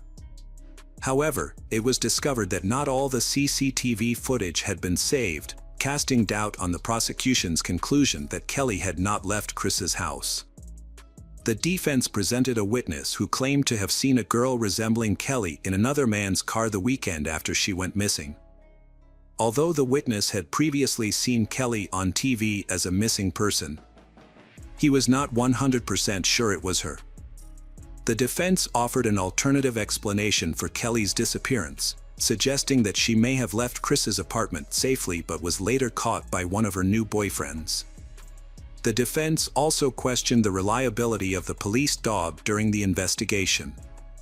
Since the dog's reaction was not captured on video, its alert was based solely on the police officer's subjective interpretation. In response, the prosecution argued that the investigation using the sniffer dog was conducted objectively and transparently, with multiple police officers present and agreeing on the results. Ultimately, the prosecution convinced the jury that Chris was responsible for the murder. With no other obvious suspects, the prosecution argued that Chris had planned and executed the crime carefully, deliberately destroying evidence to cover his tracks. After lengthy deliberations, the jury found Chris guilty of first-degree manslaughter and concealing a body. The Kelly family and the prosecution had asked for the maximum sentence of 48 years, while the defense asked for a reduced sentence of 22 years. In December 2018, Chris Sacco, then 43, was sentenced to 31 years in prison, including 26 years for manslaughter and 5 years for concealing a body. In addition, Chris Sacco was sentenced to 19 years for possession of child pornography and possession of narcotics, based on the outcome of his November 2014 trial. Chris Sacco is currently serving his sentence at the Green Bay Correctional Facility in Wisconsin. He will be eligible for parole in 2065, when he turns 93, essentially making his sentence a life sentence. Chris Sacco was unhappy with the sentence and attempted to appeal, but his appeal was rejected. Hi there, investigators. It's time to uncover the truth behind another case. The case of Anel Baez Alvarez. Anel Baez Alvarez was born on March 17, 1998, in Guamachil, Sinaloa, Mexico. She grew up in a family with her father, Aide Alvarez, her mother, Hugo Beza, her brother Omar, and her sister, Aiden. As a child, Anel developed naturally and did not encounter any serious problems. Although she was initially a reserved child, over time, she became confident and charming, always trying to please those around her. Anel's father worked as a tailor, and the family lived a prosperous, close-knit, and happy life. However, everything changed when Anel's mother was diagnosed with cancer in the early 2010s. The whole family took care of her during her difficult treatment. After his wife passed away, the family was deeply hurt, but they did not give up and continued to support each other through the pain. This tragedy brought Anel and Aiden closer together, and they shared everything with each other. During the difficult times, Anel maintained a cheerful and friendly spirit. When she entered high school, she became an ideal daughter, managed the housework excellently, always took care of her younger sister, and got good grades in school. One of her hobbies was cooking for her family. Anel overcame her shyness and became one of the most popular girls at school. She formed a band and became the lead singer, developing a love for love songs, especially the ballad Amore Eterno. At that time, Anel also met her best friend, at least for a while. It was Erunde Elizabeth Gutierrez. They became an inseparable pair, admired by everyone around them and considered the most popular girls at school. Anel and Erunde expressed their friendship through social media. On October 14, 2012, Anel posted a photo with Erunde, expressing her joy at their friendship. She thanked God for giving her the opportunity to be close to Erunde and even considered Erunde a sister. However, as time passed, Anel and Erunde's relationship began to change. Despite being the same age, Anel and Erunde's personalities were completely different. Anel was a sweet girl who enjoyed listening to love psalms and spending time with her family. Meanwhile, Erunde lived in a dysfunctional family environment and became increasingly involved in the urban youth culture, commonly known as Guado, in Mexico. Erunde regularly attended musical events, such as the Calibre 50 concert at the closing ceremony of the Carnival in Guamachil in 2014. Erunde had clear political views, having shared on social media about attending a march in support of Joaquin Guzman Lora, also known as El Chapo. It is worth noting that Erunde often expressed her views on social media, unlike her friend Anel. The distance between Anel and Erunde grew over time. In 2014, Anel and Erunde both attended the Guamachil High School of the Autonomous University of Sinaloa, but they no longer interacted as closely as before. Instead, each created their own new group of friends. Anel became close to friends like Melissa, Karim, Manuel, and Maria Jose, who shared the same lifestyle as she did. She was often admired and loved by her group of friends, especially Maria Jose, who had known Anel since elementary school. Anel was always caring and helpful to the members of the group. She was also known for being polite and tidy. However, Erunde began to show a completely different personality on social media. She posted negative and disturbing content on her page, some of which was very alarming. Some of the posts looked like threats and did not make any sense at first. This raised concerns and suggested that Erunde might have serious mental health issues. Erunde's posts did not stop and became more and more suspicious. On March 3rd, Erunde posted another message saying, "Maybe not now, and not tomorrow, but soon. I assure you, I will not tell her anything then, but know that I have destroyed you mentally." Erunde's last post was dated March 16th, in which she wrote, "This really makes me desperate."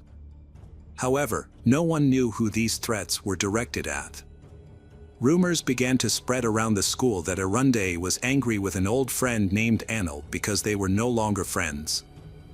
Some even accused Yolanda of being jealous of her old friend because everyone liked Anil. However, Anil did not care about what Yolanda posted on social media. She celebrated her birthday with a big party, and everything in her life seemed perfect. But everything changed on March 19th when Anil did not pick up her youngest sister as usual. Hugo, Anil's father, received a call from the school informing him that his youngest daughter had not been picked up by Anil as usual. At first, he was not too worried and thought that Anil might have overslept or gone out with friends after school. But when he decided to call Anil to check if everything was okay, there was no response. Hugo thought that Anil might still be asleep after picking up her sister. He tried to contact Anil again but received no response. Despite repeated calls, she remained silent, causing Hugo's anxiety to increase. Hugo decided to go home to the Los Fuentes area. When he arrived, he found the front door wide open. Entering the living room, Hugo saw that some of the furniture had been moved, leading him to suspect that a robbery had taken place.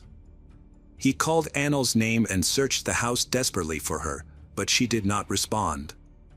Hugo eventually went to Anil's room and tried to open the door but found it locked, which only added to his worries. Hugo knocked on the door several times but received no response from Anil. So, he broke the door open and entered. What he saw took his breath away. On the floor was Anil's lifeless body. He immediately called the police, who arrived quickly at the scene. When they entered the house, they found Hugo and his 10-year-old daughter sitting upstairs, deeply saddened. The police followed Hugo to a room where they discovered the body of his 16-year-old daughter, Anil. The police found that Anil's body had multiple wounds, and there was blood on the floor. It seemed that the attacker had tried to clean up the blood but failed. Through the autopsy, forensic experts discovered that Anil had been stabbed a total of 65 times. The police believed that the attacker had a close relationship with Anil. This theory was further supported by the fact that the doors and windows showed no signs of forced entry, leading them to believe that Anil knew the attacker and had let them into the house. They even speculated that Anil might have arranged a meeting with the attacker that day. However, when detectives checked Anil's cell phone, they found no information about her inviting anyone to her home. Therefore, they considered it might have been a chance encounter. Since there were no surveillance cameras in the area, detectives decided to interview neighbors. Some reported seeing a slim girl with black hair leaving the house. These statements narrowed down the suspects, and the police focused on a specific individual. They began questioning Anil's close relatives and discovered that they all had solid alibis. They claimed that Anil had no enemies and was very friendly. So they could not imagine anyone wanting to harm her. However, detectives noticed a social media post by Yolanda, who expressed surprise at Anil's death. Some people expressed their condolences, but others criticized Yolanda and accused her of being the murderer. They posted harsh comments, accusing Yolanda of guilt. Yolanda deleted her account, but the police were able to gather information in time. They summoned some of Anil's friends to ask about the connection between Anil and Yolanda. All of them stated that the two had become estranged and that Yolanda seemed jealous of Anil because Anil was more popular. After the interviews, detectives accessed Yolanda's social media profiles and found threatening posts she had written months earlier. But the most notable was a post written just hours after Anil's death, in which Yolanda wrote, "I was so stupid. Oh my God, what did I do?" Everything seemed to indicate that Yolanda had become the sole suspect in the case. However, this information was kept secret because the police were concerned that Yolanda might escape before they could arrest her. The agents were waiting for the right moment to act. The case attracted so much attention that hundreds of people gathered at a popular funeral home in Guamuchil to say goodbye to Anil. Anil's friends, relatives, teachers, and classmates cried and hugged each other, unable to believe that Anil had passed away like this. In the crowd, two people stood out, Yolanda and her mother.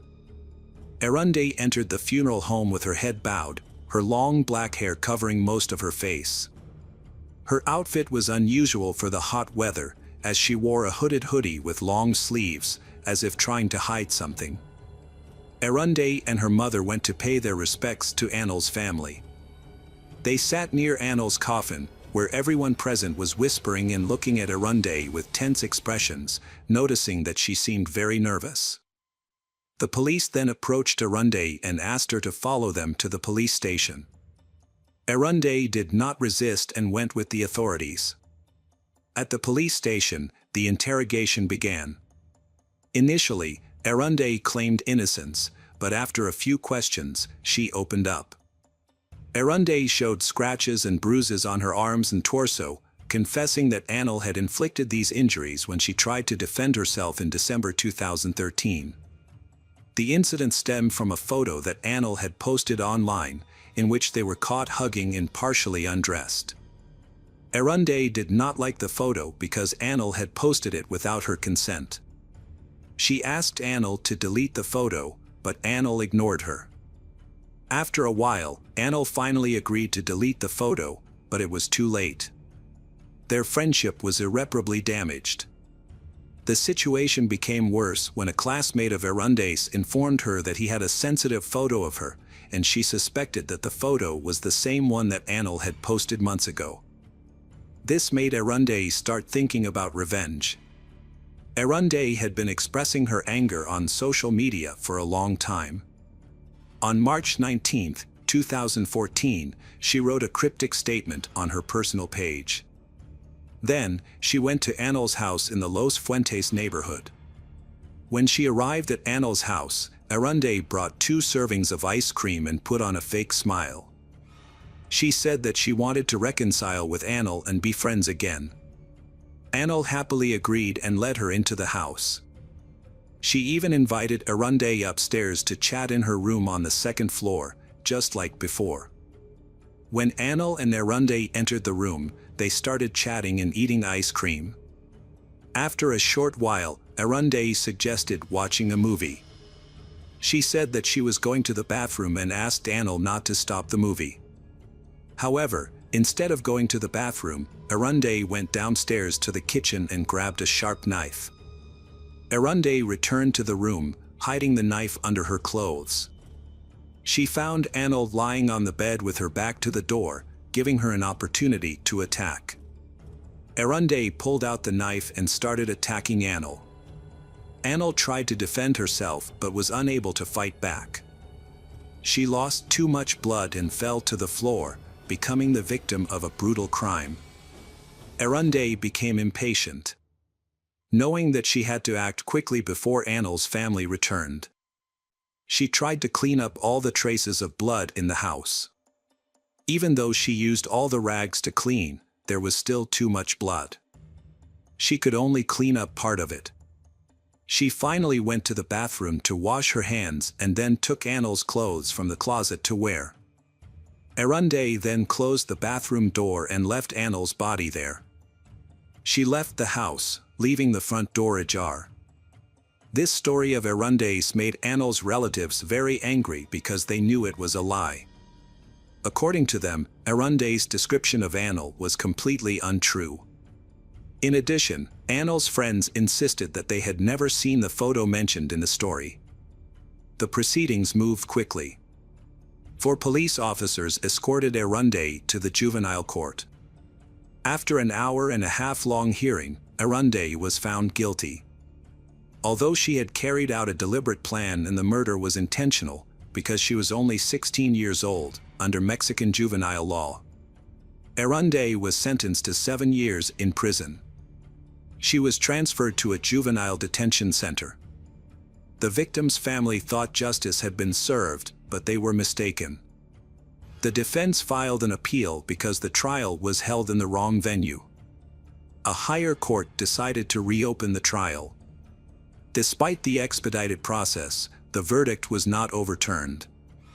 This caused widespread public outrage. Hundreds of people shared pictures on social media with posters calling for justice for Anil.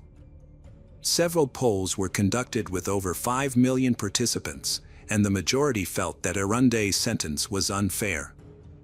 They hoped she would receive a much longer prison sentence.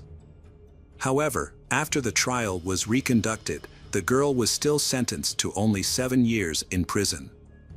Hugo met with journalists and expressed his dissatisfaction. Although he was glad that the sentence was not commuted, he believed that Yollanda's age should not have spared her from a longer prison term. Hugo hoped she would serve at least the full sentence. But that did not happen either.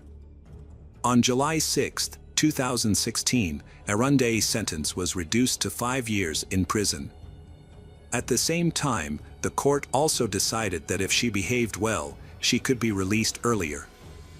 This event attracted dozens of journalists who took pictures of her, forcing state police officers to close the courthouse gates. The case became one of the most high-profile in the country. Hugo was not informed of this hearing, which made him extremely angry. The situation worsened when, on September 23, 2017, another hearing was held to evaluate Yollanda's behavior in relation to reforms in the Federal Juvenile Justice Act. As a result, the girl was released after serving only 3.5 years. When Hugo left the court, he was extremely dissatisfied and felt he had witnessed a great injustice. Hugo expressed deep regret that the legislative reforms seemed to favor criminals over victims, and this seemed to be the sad end of the story.